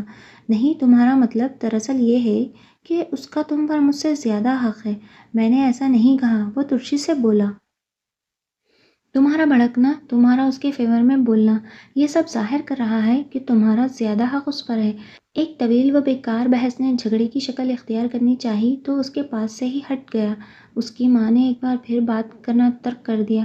تم نے دشمن کی بیٹی کو اتنا اہم مقام دیا، اس دشمن کی بیٹی کی اولاد، اب اس گھر میں وہ آپ کے بیٹے کی اولاد ہے۔ اس نے بے یقین نگاہوں سے دیکھتے ہوئے ماں کی ادھوری بات مکمل کی تھی۔ میں نے تمہیں قسم دی تھی کہ اسے بیوی نہیں سمجھو گے، اسے ہاتھ نہیں لگاؤ گے، انہوں نے قطعی انداز میں کہا تو وہ بولا۔ آپ کیسی ماں ہیں جو اپنے بیٹے کو اتنا گناہ گار بنانا چاہتی ہیں کہ وہ دوزخ کی بھٹی میں جلتا رہے؟ ایک لڑکی کی پوری زندگی برباد کرنے کی سزا کیا ہو سکتی ہے اس کے شوہر کے لیے؟ کیا آپ کی قسم کے لیے میں دوزخ خرید لوں اپنے لیے؟ وہ سوالیہ انداز میں دیکھتا رہا۔ نہیں، میں ایسا نہیں کر سکتا تھا، کیونکہ اس بات کے لیے جواب دہ مجھے ہونا ہے، آپ لوگوں کو نہیں۔ میں نے جو ٹھیک سمجھا وہ کیا۔ اب میری سب سے درخواست ہے کہ اس معاملے کو بجائے اچھالنے کے اسے اس گھر کی عزت سمجھتے ہوئے دبا لیں۔ اسی میں سب کی عزت ہے۔ اگر بات اچھلی تو بے عزتی سراسر آپ کی ہوگی۔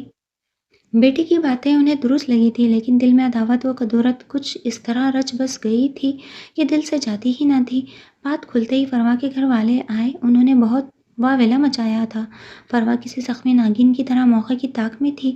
وہ اس کا گلا دبانا چاہتی تھی جو سنجبیل کو اس سے چھیننے کی کوشش کر رہی تھی۔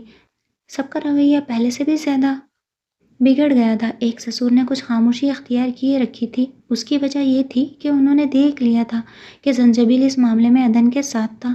ان کی جہاں دیدہ نظروں نے جان لیا تھا کہ بہتری اسی میں تھی کہ اس معاملے میں خاموشی اختیار کی جائے۔ بیٹے کی مخالفت ان کے حق میں غلط ہو سکتی تھی، گھر بھر پر ایک سو گوار سی کیفیت طاری تھی، جیسے کسی بڑے سانحے کا گزر ہوا ہو۔ فی الحال وہ بھی چپ تھا کہ زیادہ مخالفت سود مند نہ تھی۔ وہ فی الحال اس سے دور رہنا چاہتا تھا، اس لیے ہنوز فروا کے ساتھ ہی کمرے میں ہوتا تھا۔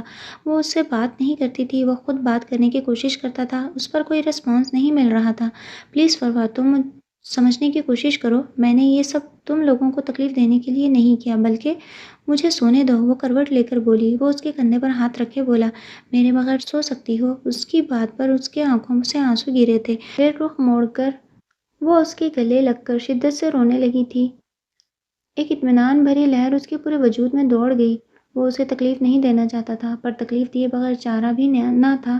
وہ اسے محبت کرتی تھی، وہ بھی اسے چاہتا تھا، لیکن یہ سب جو ہو رہا تھا شاید یہ تقدیر کا لکھا تھا۔ اس نے مان لیا تھا۔ صبح وہ آفس کے لیے نکلا، گھر پر موبائل رہ گیا تھا، جس کی خاطر اسے واپس مڑنا پڑا تھا۔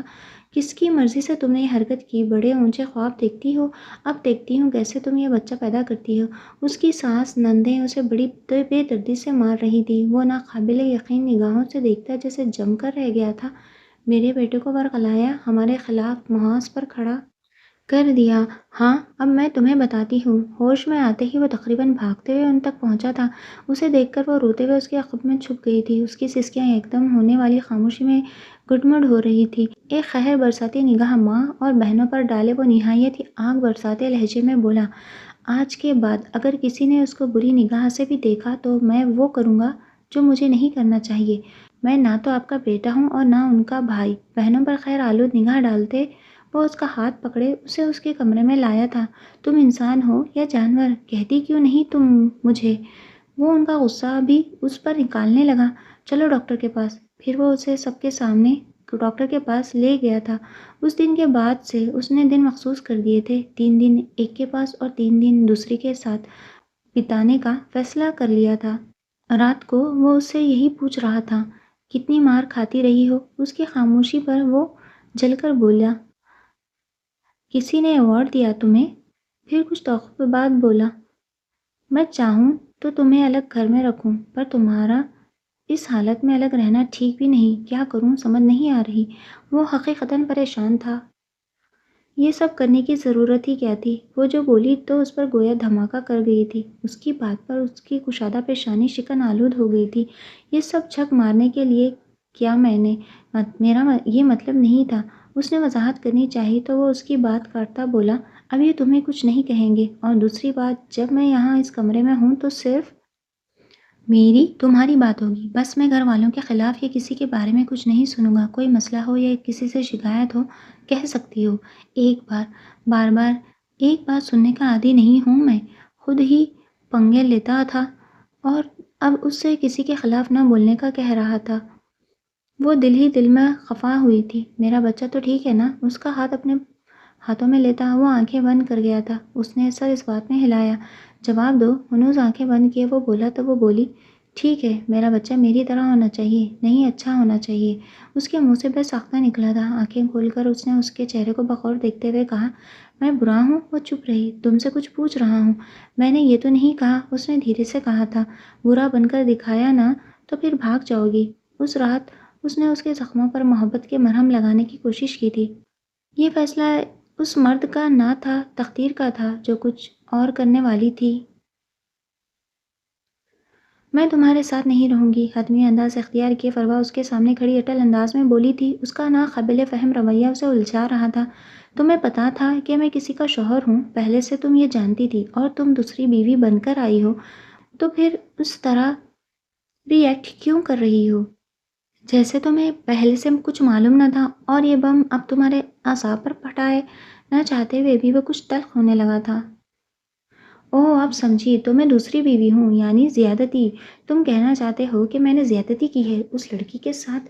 پھر نہایت ترشی سے کہا، اب تم فیصلہ کر لو کہ تم میرے ساتھ رہو گے یا اس کے ساتھ۔ میں تمہیں اس کے ساتھ شیئر نہیں کر سکتی، تمہیں اسے چھوڑنا پڑے گا، سمجھے تم؟ وہ چلائی تھی۔ اسے لگ رہا تھا کہ تحمل برداشت سے بات کافی آگے نکل چکی ہے۔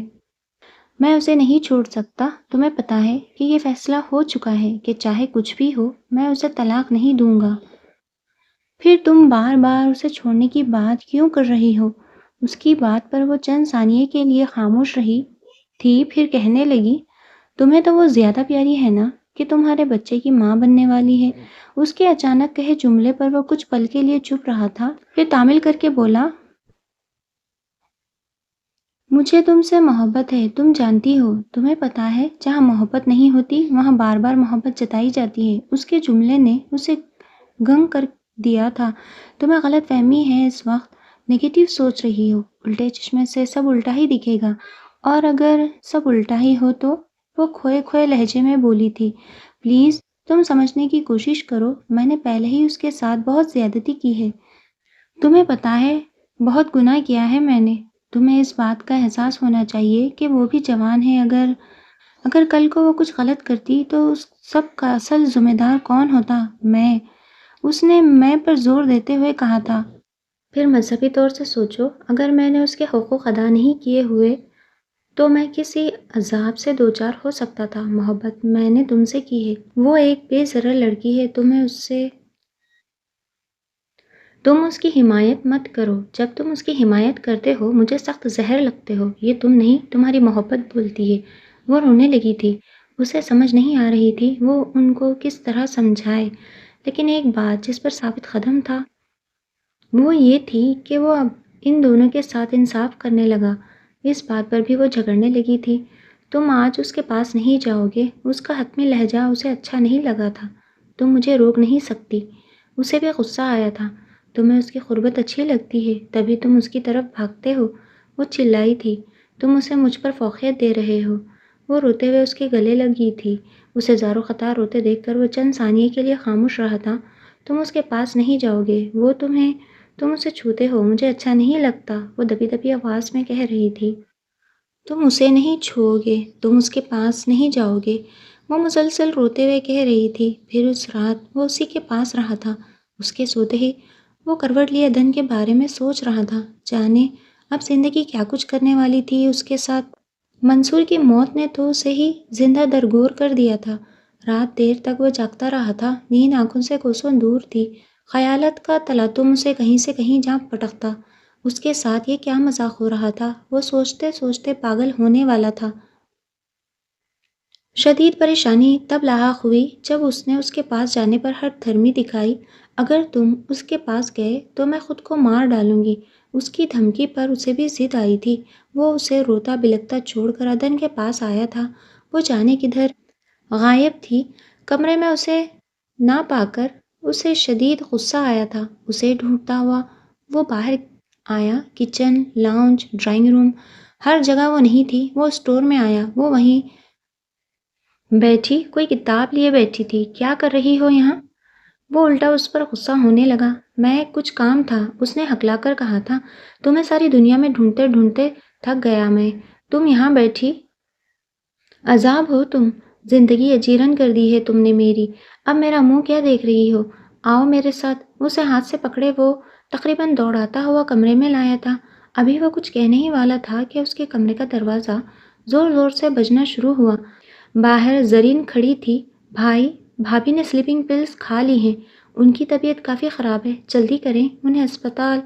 وہ ایک دم باہر کی طرف بھاگا تھا، پھر وہ کیسے اسے ہسپتال لایا تھا، کس طرح یہ سب کچھ آنن فانن ہوا تھا وہ نہیں جانتا تھا۔ شکست خوردہ انداز میں بیٹھا وہ اس نئی افتاد پر حیران تھا۔ آج اس کا دل شدت سے یہ خواہش کر رہا تھا کہ وہ چلائے، اتنا چلائے اس کے اندر کی تمام کلفتیں ختم ہو جائیں۔ اب اس کی حالت خطرے سے باہر ہے۔ آئی سی یو سے نکلتی ڈاکٹر نے اسے تسلی آمیز انداز میں کہا تھا، اس کی ساس اسے ہی مورد الزام ٹھہرا رہی تھی، اس لیے شادی کی تھی، میری پھول سی بچی کو کس قدر برباد کر کے رکھ دیا اس دشمن کی بیٹی کے لیے۔ وہ کف افسوس ملتی جانے اور کیا کچھ کہتی رہی تھی۔ اس نے اب محتاط رویہ اختیار کرنا شروع کیا تھا، اب بھی وہ اپنے محاذ پر ثابت قدم تھا، لیکن اب اس نے سب کے ساتھ اپنا رویہ کافی بدل لیا تھا۔ اب وہ زیادہ تر خاموش رہتا تھا، خاموشی اس کی ذات کے اندر ڈیرا کرنے لگی تھی۔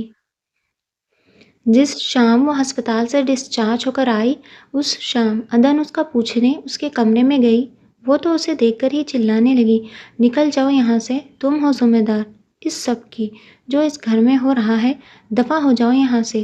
اس کے چہرے کی متغیر رنگت پر زنجبیل نے خاموش نگاہ ڈالی تھی۔ وہ بولا کچھ نہیں تھا، وہ خاموشی سے چلی گئی تھی۔ آج کی رات جب وہ اس کے پاس تھا، وہ ہمت مجتمع کر کے بولی تھی، اگر میں یہاں سے چلی جاؤں تو آپ سب کی زندگی میں سکون آ سکتا ہے نا؟ اس کے دھیرے سے کہے گئے ان الفاظ پر وہ جو اپنی شرٹ اتار رہا تھا حیرت سے اسے دیکھتے بولا، مطلب؟ میں یہاں سے جانا چاہتی ہوں، اگر آپ مجھے کہاں جاؤ گی؟ اس کے ماتھے پر ناگواری کا جال بن گیا تھا، کہیں بھی ناگوار تاثرات چہرے پر لیے وہ نہایت کرخت انداز میں بولا، میں تمہیں کیا دکھائی دیتا ہوں؟ شرٹ اس کے منہ پر مارتے وہ غضبناک ہوا تھا، تم میری مردانگی چیلنج کر رہی ہو؟ میں ایسا کچھ نہیں کر رہی، میں تو تم یہ جتا رہی ہو کہ میں تمہیں نہیں رکھ سکتا، میں اس سارے مسئلے کو فیس یا حل نہیں کر سکتا، ہے نا؟ میں نے ایسا کچھ نہیں کہا، آپ غلط، یہی مطلب ہے تمہارا۔ وہ دوبارہ ایسا کچھ کر سکتی ہے، وہ خودکشی کر لے گی، تب آپ پچھتائیں گے۔ میں اس لیے کہہ رہی ہوں کہ مزید کچھ بڑا نقصان نہ ہو، اس نے روحان سے انداز میں کہا۔ میں اسے مرنے نہیں دوں گا۔ بیڈ کنارے بیٹھ کر اس نے شوز اتارے، پھر بیڈ پر لیٹ گیا۔ وہ اس کے پاس بیٹھ کر بولی، آپ ہماری دوستی نہیں کرا سکتے؟ اس کی بات سن کر ایک پل کے لیے تو وہ تحیر زدہ رہ گیا تھا، پھر کھلکھلا کر ہنسنے لگا تھا۔ اسے اس طرح ہنستے دیکھ کر اپنا مذاق بنوانا اچھا نہیں لگا تھا۔ وہ اٹھ کر جانے لگی کہ اس نے ہاتھ پکڑ کر اسے پاس بٹھایا تھا۔ وہ تمہاری صورت دیکھنے کی روادار نہیں، اور تم اس سے دوستی؟ وہ اب بھی مسکرا رہا تھا۔ تم نے کبھی کسی سے عشق وشق کیا؟ اس کا سرسری لہجہ بہت خاص لگا تھا اسے۔ اس نے نفی میں سر ہلا دیا تھا۔ کبھی کسی سے نہیں۔ وہ تصدیق چاہ رہا تھا یا کچھ اور؟ اس نے سر نفی میں ہلایا تو وہ بولا، مجھ سے بھی نہیں۔ اس کی بات کے جواب میں وہ خاموش رہی تھی۔ فرما مجھ سے بہت محبت کرتی ہے، بلکہ میں کہوں کہ عشق کرتی ہے تو یہ صحیح ہوگا۔ اگر مجھے تم دونوں میں سے کسی ایک کے ساتھ رہنا پڑا اور میرا فیصلہ فروا کے حق میں ہوا تو کیا کرو گی تم؟ وہ پوچھ رہا تھا یا بتا رہا تھا، وہ سمجھ نہ پائی تھی۔ بولو نا، کیا کرو گی تم؟ جانے وہ کیا پوچھنا چاہتا تھا۔ تو میں اپنا بچہ لے کر چلی جاؤں گی۔ اس کے الفاظ نے اسے کچھ پل کے لیے گہرے اضطجاب میں ڈالا تھا۔ تم ایک بار بھی مجھے منانے کی کوشش نہیں کرو گی؟ جانے وہ کیوں ابہام بھری باتیں کر رہا تھا۔ نہیں، میں زبردستی مسلط نہیں ہونا چاہتی، کچھ توفق بات بولی، اگر مجھے فیصلہ کرنے دیا جائے تو، اور اگر میں تمہیں جانے نہ دوں تو؟ میں نے کہا نا، فیصلے کا حق میرے پاس رہا تو یہ حق لینا چاہتی ہو؟ وہ جانے کیا کرنا چاہ رہا تھا۔ وہ سوچ رہی تھی، وہ خاموش رہی تھی۔ اگر میں تمہیں کہوں کہ تمہیں حق ہے، پھر کیا کرو گی؟ چلی جاؤ گی؟ اس حالت میں، اس نے استجاب بھرے انداز میں کہا تھا، اس حالت میں کہاں جاؤں گی؟ میں ایسا نہیں کر سکتی۔ وہ کچھ نہ بولا تھا۔ اس کے ہاں بیٹا پیدا ہوا تھا، صرف وہی تھا جو خوش تھا، لیکن اس کے چہرے پر سنجیدگی تھی۔ گھر میں اس خوشی کو کسی نے بھی سیلیبریٹ نہیں کیا تھا۔ دوسری جانب فرما کو تو آگ لگی تھی، اس کی زبان سے زہر اگل رہا تھا۔ 40 دن تک یہ کوئی کام نہیں کرے گی؟ اگر میں نے اسے کام کرتے دیکھا تو اچھا نہیں ہوگا۔ بہنوں اور ماں سے کہتا وہ آفس چلا گیا تھا، کتنے ناز اٹھا رہا ہے، میرے جوان بیٹے کے قاتلوں کی بیٹی کس عیش سے یہاں رہ رہی ہے۔ دیکھو اپنے لاڈلے کو، ہمیں اس کی خدمت کا کہہ کر گیا ہے اپنے شوہر کے ساتھ۔ وہ اپنا غم غلط کر رہی تھی۔ تم لوگ بھی گزارا کرو، کم از کم اس کے سامنے تو اپنا رویہ کچھ درست رکھا کرو، یوں ظاہر کرو کہ تم سب ناراض نہیں ہو اور اس کی بیوی کی خدمت گزاری میں ہر وقت مصروف ہو۔ تھوڑا اس کا اعتماد حاصل کرو، ورنہ اس بیٹے سے بھی ہاتھ دھو لوگی۔ وہ بیوی کو لان تان کرتے آفس چلے گئے تھے۔ فرما نے ایک بار بھی بچے کو نہیں دیکھا تھا، وہ دن رات نفرت کی آگ میں جل رہی تھی۔ ادھر 2 مہینے ہوئے تو وہ ایک دن ادن سے بولا، اگر تم چاہو تو اپنی ماں کے گھر جا سکتی ہو۔ وہ بالوں میں برش کر رہا تھا جب اس نے کہا۔ وہ ایک دم خوشی سے جیسے جھوم اٹھی تھی۔ آج جاؤں؟ اس کی بے صبری پر اسے ہنسی آئی۔ اگر 15 منٹ میں تیار کر سکتی ہو تو۔ وہ گھڑی دیکھتا بول اٹھا تھا۔ وہ جلدی جلدی بیگ تیار کر کے پہلے خود تیار ہونے لگی۔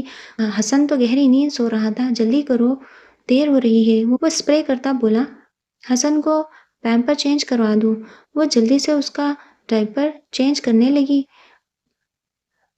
اسے گود میں اٹھا کر وہ اس کے ہمراہ گاڑی تک آئی تھی۔ بیگ زنجبیل کے ہاتھ میں تھا۔ انہیں اس طرح جاتا دیکھ کر فروا تو بھڑک اٹھی تھی۔ وہ زور سے کمرے کا دروازہ بند کرتی اندر کمرے میں گئی تھی کتنے دن رہ سکتی ہوں؟ وہ کچھ زیادہ ہی خوش ہو رہی تھی۔ 2 دن؟ ایک ہاتھ اسٹیئرنگ پر رکھے دوسرے سے حسن کے گال سہلانے لگا تھا۔ اسے دیکھ کر سب بہت خوش ہوئے تھے۔ وہ اندر نہیں آیا تھا، گیٹ سے ہی چلا گیا تھا۔ اس کی ماں دیر تک اسے گلے لگائی روتی رہی تھی، پھر بھابھی کی گود سے چھوٹے حسن کو اٹھا کر ہاتھ چومنے لگی تھی۔ نثار جب دوپہر کو آئے تو بیٹی کو دیکھ کر کھل سے گئے تھے۔ وہ دیر تک اس سے باتیں کرتے رہے تھے۔ ولی بھائی کب آئیں گے؟ وہ نازیہ بھابھی سے پوچھنے لگی۔ 3 بجے تک، میں نے ابھی کال کی ہے۔ وہ کہہ رہے تھے کہ میں 3 بجے تک آ جاؤں گا۔ وہ بینک میں کام کرتے تھے، آج اس کی خاطر وہ جلدی چھٹی لے کر آنے والے تھے۔ ولی ہی نے منصور کو گولی مار کر قتل کر دیا تھا۔ کالج میں معمولی سی تکرار پہ بات اتنی بڑھ گئی تھی کہ نوبت ہاتھا پائی تک پہنچ گئی۔ منصور نے ولی کو کالج کے گراؤنڈ میں سب کے سامنے تھپڑ مارا تھا اور پھر اس سے بات بگڑی اور دونوں خون میں لت پت ہو گئے تھے۔ پھر ولی نے منصور کو گولی مار دی تھی۔ دونوں خاندانوں میں بات اتنی بگڑی کہ سنبھل ہی نہ رہی تھی۔ کافی عرصے کی محنت کے بعد ہی جرگہ بٹھایا گیا اور پھر اسی جرگے میں یہ فیصلہ کیا گیا کہ ان کی لڑکی کا ان کے لڑکے سے نکاح کیا جائے گا اور دیگر چھوٹی چھوٹی شرائط رکھ دی گئی تھی۔ ولی بھی اسے یہاں دیکھ کر خوش ہوا تھا۔ زنجبیل کیسا ہے؟ اس نے بہنوئی کے بارے میں پوچھا تھا۔ ٹھیک ہیں وہ۔ پھر اس کے گھر میں یہ 2 دن بڑے مصروف گزرے تھے۔ ان کی کزنز ان کے گھر آئی تھیں اس سے ملنے، اسے بچے کی مبارکباد بھی دی۔ شام کے 6 بجے اس نے فون کیا تھا، میں تمہیں لینے آ رہا ہوں، تیار رہو۔ پھر وہ اسی وقت مقررہ پر آیا تھا۔ ولی کے پرزور اصرار پر بھی وہ اندر نہیں آیا تھا۔ وہ اندر کیوں نہیں آتا تھا؟ اسے معلوم تھا اس کی غیرت کو یہ گوارا نہ تھا کہ وہ بھائی کے قاتل کے گھر رکے اور لوگوں کی ملامت سمیٹے۔ نہیں، پھر کبھی صحیح۔ اس نے انکار کر دیا۔ گاڑی سڑک پر ڈالے وہ کہنے لگا، آنے کو دل نہیں کر رہا تھا نا؟ وہ شاید پوچھ رہا تھا۔ ایک گہری سانس لے کر وہ ونڈ اسکرین سے نظر آتے نظارے دیکھنے لگی۔ اگر تم چاہو تو تمہیں دوبارہ چھوڑ کے آ سکتا ہوں۔ جانے وہ کیوں ہر وقت اس کا امتحان لیتا رہتا تھا۔ سیدھے سیدھے کہو نا کہ تم چاہتے ہو جان چھڑانا۔ جانے کیوں وہ بھی آج کچھ تلخ ہوئی تھی۔ وہ مسکرایا تھا۔ اب تو مر کر بھی تمہاری جان نہیں چھوٹ سکتی۔ باقی راستہ وہ خاموش رہا تھا۔ اس کے آخری جملے کی وضاحت گھر پر رات کے وقت ہو گئی تھی۔ حسن کو دودھ پلا کر ڈائپر چینج کروا کر وہ سلانے لگی تو وہ جو اس کے قریب لیٹا اسے مصروف دیکھ رہا تھا بولا، فروا نے حسن کو گود لینے کا مطالبہ کیا ہے۔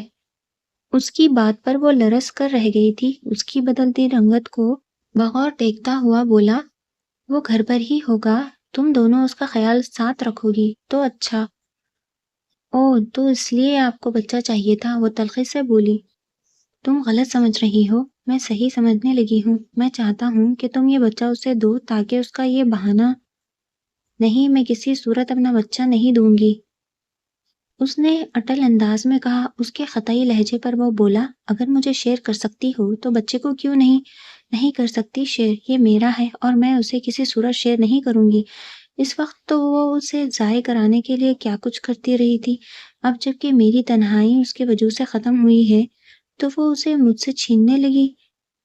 وہ بہانہ بنا رہی ہے، اسے چند دن رکھنے دو، مجھے پتا ہے کہ وہ اسے نہیں سنبھال پائے گی۔ نہیں دوں گی، کہا نا، نہیں دوں گی۔ اس کے ضدی لہجے پر وہ ناگوار تاثرات لیے اٹھا۔ میرا بھی بیٹا ہے یہ، تو مجھے مار ڈالو، میری موت کے بعد تم اسے دے سکتے ہو۔ وہ رونے لگی تھی۔ وہ اسے روتا دیکھتا رہا۔ یہ یہیں ہوگا، کہیں اور تو نہیں۔ اس کی ضد پر اسے بہت غصہ آیا تھا۔ کل تم اسے حسن دے دینا، اس نے حتمی انداز اختیار کیا تھا۔ وہ اور شدت سے رونے لگی۔ یہ کھلونا نہیں ہے جو تم اس طرح بانٹتے پھرو، وہ دودھ پیتا ہے میرا، میں کیسے اسے؟ پھر سر اٹھا کر نہایت خشک انداز سے بولی، نہیں دوں گی میں اپنا بچہ، یہ میرا حتمی فیصلہ ہے۔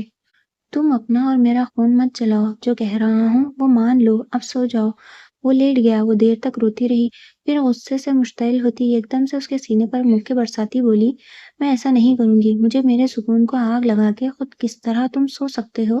میں نے تم سے کہا تھا نا کہ مجھے بچہ نہیں چاہیے، اور اب جب میں نے جنم دیا تو تم بڑی آسانی سے کیسے دے سکتے ہو؟ اس کے دونوں ہاتھوں کی مار اپنے سینے پر کھاتا اسے ایک دم سے گلے لگاتا بولا، میرا دوسرا بچہ تمہارا ہوگا، اگر تم اسے یہ بچہ نہیں دو گی تو وہ میری جان کو آ جائے گی۔ اس نے مجھے یا تو بچہ دینے یا پھر تمہیں چھوڑنے کا کہا ہے۔ اس کے آخری جملے پر وہ پتھرا کر رہ گئی تھی۔ وہ ڈیلنگ کی بات کر رہا تھا۔ تو چھوڑ دو مجھے میرا بچہ چاہیے۔ وہ چاہیے پر زور دیتی چلائی تھی۔ وہ اسے ناقابل یقین نگاہوں سے تکتا بولا، چھوڑ دوں تمہیں؟ ہاں چھوڑ دو مجھے۔ اس عذاب بھری زندگی سے مجھے نجات مل جائے گی، میں کہیں بھی چلی جاؤں گی، بس مجھے میرا بچہ چاہیے۔ وہ ایک جھٹکے سے اسے خود سے الگ کرتا بولا، عذاب ہوں نہ میں، اب میں تمہیں بتاتا ہوں کہ عذاب کیا ہوتا ہے۔ تم ایسا نہیں کرو گے۔ اس کی التجائیہ لہجے پر وہ پگھلنے والا نہ تھا۔ جاؤ بچہ اسے دے آؤ۔ وہ جو اسے بیٹی دینے آئی تھی، اس کی بات پر سر تاپا لرز گئی تھی۔ اسے خاموش و جامد دیکھ کر وہ اس کے ہاتھ سے کپ لے کر سائڈ ٹیبل پر رکھتے ہوئے بولا، کچھ کہا ہے میں نے؟ چون چرا کرنے کا انجام رات کو ہی اس نے دیکھ لیا تھا۔ اب وہ مزید لڑنے جھگڑنے کی سکت نہیں رکھتی تھی۔ بہت زیادہ تکلیف نے اس کے آنسوؤں کو رواں کر دیا تھا۔ پھر اس نے ایسا ہی کیا تھا، اسے بچہ دے آئی تھی۔ کچھ دن تک وہ خالی اس ذہنی کی کیفیت میں گری صرف روتی رہی تھی۔ اس کی گود کیا خالی ہوئی، اس کا سب کچھ ختم ہو گیا تھا۔ وہ اس کے رونے کی آواز سنتی پر کچھ نہ کر سکتی۔ اسے فیڈر کا دودھ لگوایا گیا تھا۔ وہ اگر کوئی ضروری بات بھی کرتا تو وہ اس کا جواب دینا گوارا نہ کرتی۔ اس نے اسے تہی دامن کر دیا تھا۔ وہ اس سے کترائی پھر رہی تھی۔ سو کیوں نہیں رہی؟ اسے کروٹ بدلتے دیکھ کر وہ بولا تھا۔ اس نے جواب دینا مناسب نہیں سمجھا۔ وہ اس کے قریب آیا تھا۔ یہ ناراضی کتنی دن تک چلے گی؟ دوسرا بچہ آئے گا تو تمہاری ناراضی ختم ہو جائے گی نا؟ وہ ایک جھٹکے سے رخ موڑ کر اسے دیکھتی ہوئی بولی، اسے کس کے حوالے کرو گے تم؟ میرے بچے خیرات کی طرح تقسیم کرتے پھرو گے؟ ایسی اولاد پیدا کرنے سے بہتر ہے کہ میں بے اولاد ہی مروں۔ وہ مسکراتا اسے خود سے لگانے لگا کہ جھٹکے سے وہ خود کو چھڑاتی اٹھنے لگی۔ میں اب مزید تمہارے جھانسے میں نہیں آؤں گی۔ مجھے بے وقوف مت سمجھو۔ دونوں بازو اس کی گرفت سے چھڑانے کے لیے اس نے کئی بار مزاحمت کی تھی۔ تم غلطی کر رہی ہو، یہاں تمہارا صرف میں ہی دوست ہوں۔ کہیں ایسا نہ ہو کہ دشمنوں کے اس جم گھٹے میں یہ اکلوتا دوست بھی کھو دو۔ وہ مسکرا رہا تھا، تم سب سے بڑے دشمن ہو۔ کتنی چال بازی سے تم نے اپنا منصوبہ بنایا۔ تم آستین کے سانپ ہو۔ خوب ڈسا ہے تم نے۔ اور ڈسوں؟ وہ زیر لب مسکراتا بولا، تم نے جو زیادتی کی ہے میرے ساتھ، اس کے لیے میں تمہیں کبھی معاف نہیں کروں گی۔ آنکھوں میں نمی لیے اس نے بڑے کرب آمیز انداز میں کہا تھا، تم کچھ بھی کہہ سکتی ہو، میں برا نہیں مان رہا۔ اگر کچھ اور کہنا ہے، بلکہ ایسا کرو، اگر زیادہ ہی دل بھرا ہوا ہے تو مجھے مار بھی سکتی ہو۔ یہ لو۔ دونوں ہاتھ اٹھائے اس نے اپنا سینہ پیش کرتے ہوئے مسکرا کر کہا تھا، مجھے صلح کرنی چاہیے۔ اس نے اس کی آنکھوں میں جھانک کر بڑے عجیب انداز سے کہا تھا۔ وہ خاموش رہی تھی۔ میں تو تمہارے لیے مال غنیمت ہوں۔ وہ استہزائیہ ہنستی طنزی انداز میں بولی تھی۔ وہ مسکراتے ہوئے لیٹ گیا۔ یعنی صلح نہیں ہو سکتی؟ وہ اٹھی اور جا کر کھڑکی کے پٹ کھول دیے۔ پردے باہر سے آنے والی ہوا کے سنگ لہرانے لگے تھے۔ کچھ دیر وہ وہیں کھڑی دور آسمانوں کی وسعتوں میں تنہا چاند اور تاروں سے ڈھکے آسمان کو دیکھنے لگی۔ اس نے اپنی پشت پر اس کی موجودگی محسوس کی تھی، لیکن مڑ کر نہیں دیکھا۔ ناراضی ختم نہیں ہو سکتی، وہ ایک بار پھر گمبھیر آواز میں کہتا اسے اپنے سحر میں جکڑنے کی کوشش کرنے لگا تھا۔ پھر اسے خاموش پا کر اس نے اسے ایک جھٹکے سے اپنی طرف موڑا تھا۔ مجھے تنگ مت کرو۔ اس کی بات میں چھپے مفہوم کو وہ جان گئی تھی، اس لیے بے خوفی سے بولی، تم میرے ساتھ زبردستی نہیں کر سکتے۔ اسے کچھ پل خاموشی سے دیکھتے رہنے کے بعد وہ لیٹ کر سو گیا تھا۔ پھر ان میں بات چیت ختم ہو گئی تھی۔ وہ اس کے سارے کام کرتی تھی لیکن بات نہیں کرتی تھی۔ وہ بھی بے نیازی برت رہا تھا۔ دوسری طرف فروا کو حسن نے پاگل کر دیا تھا۔ اس کی راتوں کی نیندیں گویا روٹھ گئی تھی۔ تھک ہار کر اس نے ایک دن خود ہی کہا تھا، یہ بہت روتا ہے، مجھ سے نہیں سنبھلتا۔ اس کا بچہ اس کے ہاتھوں میں تھماتے ہوئے اس نے اسے ایک طنز بھری نگاہ سے دیکھا تھا۔ وہ جان گئی تھی کہ وہ کیا جتانا چاہ رہا تھا۔ اس نے جو کہا تھا وہ صحیح ثابت ہوا تھا۔ فروا بچے کو نہیں سنبھال پائی تھی۔ وہ اب اپنی جلد بازی پر پچھتائی، خود میں الجھتی خود کو کوسنے لگی تھی۔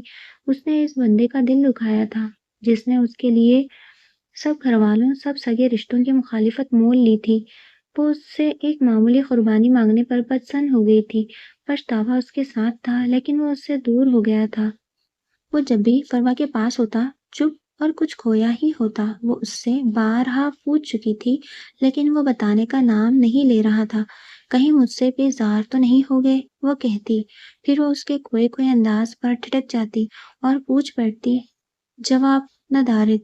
وہ الجھنے لگی تھی۔ ایک دن اس نے محسوس کیا کہ وہ خلوت کے لمحات میں بھی کترایا کترایا اور بیزار سا ہوتا ہے۔ وہ وہاں ہو کر بھی وہاں اس کے پاس نہیں ہوتا۔ ایک دن شرٹ چینج کرتے ہوئے اس کی نگاہ جب غیر ارادی طور پر اس پر پڑی تو اس کی آنکھیں گویا حرکت کرنا بھول گئی۔ اس کے دل کے مقام پر کچھ لکھا ہوا تھا۔ قریب ہو کر وہ جب نزدیک سے دیکھنے لگی تو وہ اپنی جگہ پر وہ جم کر رہ گئی تھی۔ کیا ہے؟ اس نے پوچھا تھا۔ پھر اس کی آنکھوں کی تقلید میں جب اس نے خود دیکھا تو ایک پل کے لیے بالکل گمسم ہو گیا تھا۔ عدن کا نام عین اس کے دل پر لکھا ہوا تھا۔ وہ دل میں ہے اور میری جگہ، وہ لہجے میں استحفام لیے دکھ بھرے انداز سے بولی تھی۔ وہ خاموش رہا، پھر کچھ توقف بعد بولا، یہ میں نے وضاحت تو نہیں مانگی، اس نے زخم خوردہ انداز میں دیکھتے ہوئے کہا۔ پھر وہ نوٹ کرنے لگی، اس سے تعلق برائے نام کا تھا۔ وہ عدن کے پاس ہوتا تو اطمینان خوشی اس کے انگ انگ سے جھلکتے نظر آتی۔ اس نے اس کے محبت بھرے SMS پڑھے تھے جو عدن نے اس کے سیل پر بھیجے تھے۔ ان کا رشتہ برائے نام نہیں تھا، اس رشتے سے محبت کی خوشبو آ رہی تھی۔ وہ سمجھنے لگی تھی وہ اس سے شدید محبت کرنے لگا ہے، تبھی تو اسے یعنی فروا کو بھولا بیٹھا تھا۔ اس نے اسے راتوں کو بستر سے غائب پایا تھا، یعنی وہ اس کے پاس جاتا تھا۔ رات 3 بجے وہ جب غیر ارادی طور پر اٹھی تو اس نے اسے بستر پر نہیں پایا۔ پھر کچھ ہی دیر بعد وہ خاموش سے اندر آیا تھا اور اتنی ہی خاموشی سے بستر پر لیٹ کر سو گیا تھا۔ ایک بار نہیں کئی بار ایسا ہوا تھا۔ وہ چنچلانے لگی تھی، اس کے اعصاب چٹکنے لگے تھے۔ وہ اس قدر اس کی محبت میں ڈوب مرے گا، اسے یقین نہ آ رہا تھا۔ وہ اس سے ناراض تھا اور اس سے بات نہیں کر رہا تھا، لیکن جب وہ کپڑے پھیلانے چھت پر گئی تو وہ بھی اس کے پیچھے چلا آیا۔ وہ حسن کے انجیکشن لگوانے کا پوچھنے آیا تھا۔ اسے دوبارہ آفس جانا تھا، اس لیے وہ بنا تاخیر کیے اس سے بولا، حسن کو انجیکشن لگوانا ہے، ابھی تیار کرو اسے، جلدی دیر ہو رہی ہے۔ وہ اترنے لگا تھا کہ سیڑھیوں سے آتی فروا کو دیکھ کر جلدی سے رخ موڑ کر کپڑے لگنے پر ڈالتی عدن کو گلے لگا کر اسے چومنے لگا تھا۔ اس کی اس حرکت پر عدن ششدر رہ گئی تھی، جبکہ فروا تو کسی شکستہ عمارت کی طرح لرز گئی تھی۔ وہ جھٹکے سے مڑی سیڑھیاں اتری تھی، جبکہ وہ حیرت استعجاب کے سمندر میں غوطۂ زن ہوتی اس کی اس حرکت پر حیران کھڑی تھی۔ اسے چھوڑتے ہوئے وہ بولا، جلدی تیار کرو اسے۔ وہ سیڑھیاں اتر گیا تھا، وہ بھی پیچھے آئی تھی۔ حسن کو وہ لے گیا تھا، وہ اس کے اس عجیب رویے پر الجھی ہی رہی تھی۔ فروا چلی گئی تھی، اسے گئے ہوئے کئی دن ہوئے تھے۔ اس نے آج جب سرسری انداز میں اس کے آنے کے بارے میں پوچھا تو وہ بولا، وہ اب نہیں آئے گی۔ کیوں؟ ایک ترچھی نظر اس پر ڈالے وہ بڑے آرام سے بولا تھا، تمہاری وجہ سے۔ میری وجہ سے؟ پر میں نے تو اسے کچھ نہیں کہا، وہ تو یہی کہہ رہی ہے۔ اس نے 2 ٹوک کہہ کر گویا بات ہی ختم کر دی تھی۔ اس کی ساس اسے منانے گئی تھی لیکن وہ آنے پر راضی نہ ہوئی تھی۔ اللہ معاف کرے، شکل سے کتنی مسکین لگتی ہے، لیکن کرتوت۔ اس کی ساس کانوں کو ہاتھ لگائے کہہ رہی تھی، فروا کہہ رہی تھی کہ وہ بے حیا زنجبیل کو SMS بھیجتی تھی۔ اس نے خود عدن کے محبت بھرے SMS پڑھے ہیں، اور تو اور راتوں کو زنجبیل کو اپنے کمرے میں بلاتی تھی۔ کئی بار تو اس نے کچھ توقف کر کے بولی، یہی ہے ذمہ دار اس کی برباد زندگی کی۔ سامنے کھڑی عدن بت بن گئی تھی۔ میں نے یہ سب، چپ کرو بدذات، تم ہی سارے فساد کی جڑ ہو۔ انہوں نے اسے سخت لہجے میں لڑاڑا تھا۔ وہ خاموش بیٹھا بڑے آرام سے سب سن رہا تھا، لیکن کچھ دیر بعد ہی اسے سب سمجھ میں آیا تھا۔ چھت والی حرکت اور اس طرح کے 2-3 چھوٹے واقعات سے وہ بہت کچھ سمجھ گئی تھی۔ رات کو اس کے کمرے میں آتے ہی وہ جیسے پھٹ پڑی تھی۔ تم نے کیا ہے یہ سب؟ تم نے جان بوجھ کر؟ ہاں، اب تمہیں بھی سکون آئے گا اور اسے بھی، اس نے مطمئن انداز میں کہا اور بیڈ پر لیٹے حسن کو اٹھاتے ہوئے چومنے لگا تھا۔ یہ سب کر کے تمہیں کیا ملا؟ سکون، اس نے بڑے آرام سے کہا۔ دوسروں کو بے سکون کر کے کون سا سکون حاصل ہو سکتا ہے؟ اس نے طنز کیا تھا۔ اور دوسرے جو مجھے بے سکون کرتے ہیں ان کا کیا بھلا؟ تم نے کیا کہہ کر اسے بدظن کیا؟ وہ تو مجھے قصوروار ٹھہرا رہی ہے۔ جواب دو مجھے، تمہارے محبت بھرے SMS اور بہت کچھ دکھا کے۔ اب ایک ایک بات کی تفصیل پوچھو گی؟ چلو بتاتا ہوں۔ میں اکثر راتوں کو اس کے بستر سے غائب ہو جاتا تھا۔ وہ سمجھتی تھی کہ میں تمہارے ساتھ چین کی نیند سو کر آ رہا ہوں، اپنے جسم پر اپنے دل پر تمہارا نام لکھ کر۔ وہ سمجھتی تھی کہ یہ میں نے تمہاری محبت میں لکھے ہیں، اور پھر آخری سین تو تم بھی جانتی ہو، جب میں نے تمہارے گلابی ہونٹوں پر اپنے پیار کی شرم نہیں آئی تمہیں یہ سب کرتے ہوئے؟ اس نے بے یقین نگاہوں سے اسے دیکھتے ہوئے کہا تھا۔ نہیں، تم بیوی ہو میری، تو پھر شرم کیسی؟ اصل بات سمجھتے ہوئے بھی انجان بن کر اس نے بات بدلی تھی۔ کیوں کیا تم نے اس کے ساتھ ایسا؟ وہ تم سے محبت کرتی تھی، وہ طلاق مانگ رہی ہے اور میں اسے طلاق دے رہا ہوں۔ وہ بڑے شفاف انداز میں دھماکہ کر گیا تھا۔ کیا وہ حیرت سے گنگ تھی۔ تم ایسا نہیں کر سکتے، ہم اسے بتا دیں گے کہ یہ سب جھوٹ تھا اور وہ جو سمجھی ہے وہ سب غلط۔ میں ابھی فون، تم میری مرضی کے باہر کچھ نہیں کرو گی۔ اس نے اس کے بڑھتے قدموں کو روکا تھا۔ اس کے حق میں بہتر یہی ہے کہ وہ اپنی زندگی بنا لے، میں ایسا نہیں ہونے دوں گی۔ اس نے سر نفی میں ہلاتے کہا تھا۔ تم نہیں، میں دوں گا طلاق۔ اب یہ فضول کی بحث چھوڑ دو، تم اتنے شفاق ہو سکتے ہو؟ وہ چلائی تھی۔ ہاں، ہو سکتا ہوں، جب تم جیسی بیوی ملے گی تو ایسا ہی شفاق ہوں گا میں نے تم سے یہ سب کرنے کے لیے نہیں کہا تھا۔ وہ تلخ ہوئی تھی۔ حسن کو پیٹ پر لٹاتے وہ بڑے دلکش انداز میں کہتا بولا، تمہیں نے تو مجھے مجبور کیا ہے یہ سب کرنے پر۔ اس کے اس الزام پر وہ تڑپ اٹھی تھی۔ میں نے مجبور کیا؟ یا تم خود جان چھڑا رہے ہو؟ تمہارا دل بھر گیا ہوگا۔ تم مرد ہوتے ہی ایسے ہو، جب دل چاہا سر پر بٹھایا اور جب دل چاہا فرش پر پٹک دیا۔ اچھا بڑا تجربہ ہے مردوں کا۔ وہ پاس آ کر اس کی بالوں کی لٹ چھو کر بولا، تم اسے لے آؤ۔ اس بحث کا انجام سوائے بحث کے کچھ نہیں۔ اب تم ایسا کرو کہ ایک کپ گرما گرم چائے کا بناؤ اور فٹافٹ لے آؤ۔ تم اسے منا کر لے آؤ۔ یہ کیا تماشا لگا رکھا ہے تم نے؟ صبح ہی باپ اس پر برس پڑا تھا۔ خاندان برادری کی بات ہے، کیا ہماری ناک کٹواؤ گے؟ باپ کی بات پر وہ تب گیا تھا۔ میں نے اسے گھر سے نہیں نکالا کہ میں اسے لے کر آؤں۔ اگر وہ میرے ساتھ رہنا نہیں چاہتی تو ٹھیک ہے، میں اسے طلاق دینے کو تیار ہوں۔ کیا؟ اس کی بات پر باپ آگ بگولا ہوا تھا۔ اب اس ایک لفظ کی کمی تھی یہاں۔ وہ غصے سے سرخ پڑ گیا تھا۔ یہ میرا نہیں، اسی کا فیصلہ ہے۔ زنجبیل نے سکون سے کہا، تم اس 2 ٹکے کی لڑکی کے لیے اسے چھوڑنے پر تیار ہو گئے؟ ہر بات میں یہ لڑکی وہ لڑکی، یہ کیا ایک ہی بات کی رٹ لگائے رکھی ہے آپ لوگوں نے؟ وہ میری بیوی ہے، کیا بھگا کر لایا تھا جو سب اس طرح طنز کرتے ہوئے لڑکی لڑکی کہتے ہیں، اس وقت جرگے کے سامنے انکار کر دیتے؟ وہ 2 ٹکے کی ہے یا خربوں کی، اب میری بیوی ہے اور اس کے خلاف میں ایک لفظ نہیں سنوں گا۔ اگر آپ لوگ چاہتے ہیں تو میں یہ گھر چھوڑ کر چلا جاؤں گا، پھر پوری زندگی میری بیوی کو دیکھ سکیں گے نہ مجھے۔ جاتے جاتے وہ کہنے لگا، وہ 2 ٹکے کی لڑکی اب آپ کے بیٹے کی زندگی ہے۔ اس کی بات پر ان سب کو سانپ سونگھ گیا تھا۔ زنجبیل کے گھر والوں نے مصالحت کی اپنی سی کوشش کی، لیکن فروا اور اس کے گھر والے نہیں مان رہے تھے۔ تم نے یہ مسئلہ پیدا کیا ہے، اب تم سلجھاؤ۔ اس کا باپ بہت ناراض تھا۔ میں نے سلجھانا چاہا تو بیچ میں آپ سب آ گئے۔ اس نے بھی 2 ٹوک کہا۔ ماں نے اس کا گویا جینا حرام کر دیا تو وہ ادن سے کہنے لگا، میں نے ایک گھر کرائے پر لیا ہے، کل ہم وہاں شفٹ ہو رہے ہیں۔ اس کی بات پر وہ حیران رہ گئی تھی۔ وہ یہ سب کیا کر رہا تھا؟ میں نہیں جا سکتی، اگر میں گئی تو سب سمجھیں گے یہ سب میں کروا رہی ہوں اور تمہیں ان سب سے الگ کر دیا۔ سب کا مجھ پر یقین پختہ ہو جائے گا، میں یہاں سے نہیں جا سکتی۔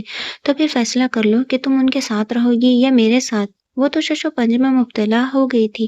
یہ سب کیا ہو رہا تھا؟ قتل بیٹے نے کیا تھا، پاوتاش میں بیٹی پر عذاب نازل ہو گیا تھا۔ وہ دن رات سوچتی، پھر وہ اسے ایک الگ گھر لے گیا تھا۔ یہاں سکون تو تھا لیکن آئندہ سے متعلق اندیشے وسوسے بھی تھے۔ وہ اسے سمجھ نہیں پا رہی تھی۔ اس نے اس کی ذات کو سب کے سامنے قصوروار ٹھہرا دیا تھا۔ وہ جس طرح اس کی زندگی میں آئی تھی، اس لحاظ سے اسے بالکل محسوس نہیں ہوا تھا کہ وہ ایک شوہر کی حیثیت اسے اس کا مقام دے، لیکن دن بدن اسے محسوس ہونے لگا کہ کچھ غلط ہونے جا رہا ہے۔ فروا سے شادی کے بعد اسے حقیقتاً لگا کہ وہ اس لڑکی کے ساتھ زیادتی کر رہا ہے۔ کچن میں فروا کے ساتھ قربت کے لمحات میں جس طرح اس نے ان دونوں کو دیکھا تھا، تب اس دن سے وہ شرمسار سا رہنے لگا تھا۔ یہ احساس اس وقت شدت اختیار کر گیا تھا جب نماز جمعہ کے موقع پر مولوی کا وعظ سنا تھا۔ وہ بیویوں کے حقوق کی وضاحت کر رہے تھے۔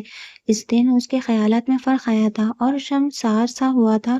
وہ ارادہ کر بیٹھا تھا کہ وہ اسے اس کا حق دے گا کہ اسی دوران وہ بیمار پڑ گئی۔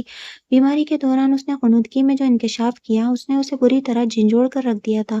اس کے گھر والے اسے مارتے تھے اور اسے اس کی خبر ہی نہ تھی۔ تب اس کے ارادے کی پختگی یقینی ٹھہری تھی۔ اس کے قریب جاتے ہوئے اسے اندازہ ہوا تھا کہ وہ اس کی قربت کا عادی ہوتا جا رہا ہے۔ اسے اس کی قربت اچھی لگنے لگی تھی۔ فروا کو شک ہو گیا تھا، وہ صحیح تھا۔ وہ دل سے چاہتا تھا کہ وہ اس کے بچے کی ماں بنے، تبھی اس نے ابارشن والی بات پر سخت رد عمل دکھایا تھا۔ فروا نے جو شرط رکھی تھی بچہ لینے کی، وہ بھی اس نے اس وجہ سے قبول کی تھی کہ وہ اسے چھوڑنا نہیں چاہتا تھا، لیکن وہ اس کو بچہ دینے سے انکار کر کے اسے چھوڑنے پر تیار ہو گئی تھی۔ اسے یہ بات بہت بری لگی تھی۔ وہ جو اس کے لیے دن رات سولی پر لٹکا سب مصائب سہ رہا تھا، وہ اسے چھوڑنے کی بات اتنی آسانی سے کہہ گئی تھی، لیکن اس دوران اس نے محسوس کیا کہ وہ فروا کے ساتھ انصاف نہیں کر پا رہا ہے۔ وہ چاہتے ہوئے بھی اس کے ساتھ نہیں ہوتا تھا۔ اس کے ساتھ رات بتاتے وہ ذہنی طور پر اس کے ساتھ نہیں ہوتا تھا۔ اس کا دل شدت سے خواہش مند تھا کہ وہ اپنی ہر رات، اپنا ہر دن ایک ایک پل عدن کے ساتھ گزارے۔ وہ اس کی ذرا سی قربت کے لیے بے قرار رہتا تھا۔ اس دوران اس پر انکشاف ہوا کہ وہ فروا کو مزید بیوقوف نہیں بنا سکتا۔ اس نے فیصلہ کیا تھا کہ وہ اسے خود سے بدزن کر دے تاکہ وہ آسانی سے اسے چھوڑ کر چلی جائے۔ وہ اس کے ساتھ انصاف نہیں کر سکتا تھا، یہ نا انصافی تھی۔ اس نے اس کے حق میں یہ بہتر جانا تھا کہ وہ کسی کے ساتھ پوری محبت بھری زندگی جیے۔ وہ اسے اب کوئی خوشی دینے کا اہل خود کو نہ پاتا تھا۔ اسے بھی کسی ایسے ساتھی کا ساتھ ہی خوشی دے سکتا تھا جو دل سے اس سے محبت کرتا، بقول فروا کے جتاتا نہ۔ اس لیے اس نے فروا کی خواہش کا احترام کرتے اسے چھوڑنے کا فیصلہ کر لیا تھا۔ وہ کبھی اس کی ماں کے گھر نہیں گیا تھا۔ فروا سے علیحدگی کے بعد اس نے خالہ کے گھر بھی جانا ترک کر دیا تھا۔ عدن اس سب کی ذمہ دار خود کو سمجھتی تھی، لیکن وہ کچھ نہیں کر سکتی تھی کہ وہ خود اس سارے معاملے میں بے بس تھی۔ آج تک وہ جان نہ پائی تھی کہ آخر فروا کو اس نے چھوڑا کیوں۔ وہ تو اس سے محبت کرتا تھا۔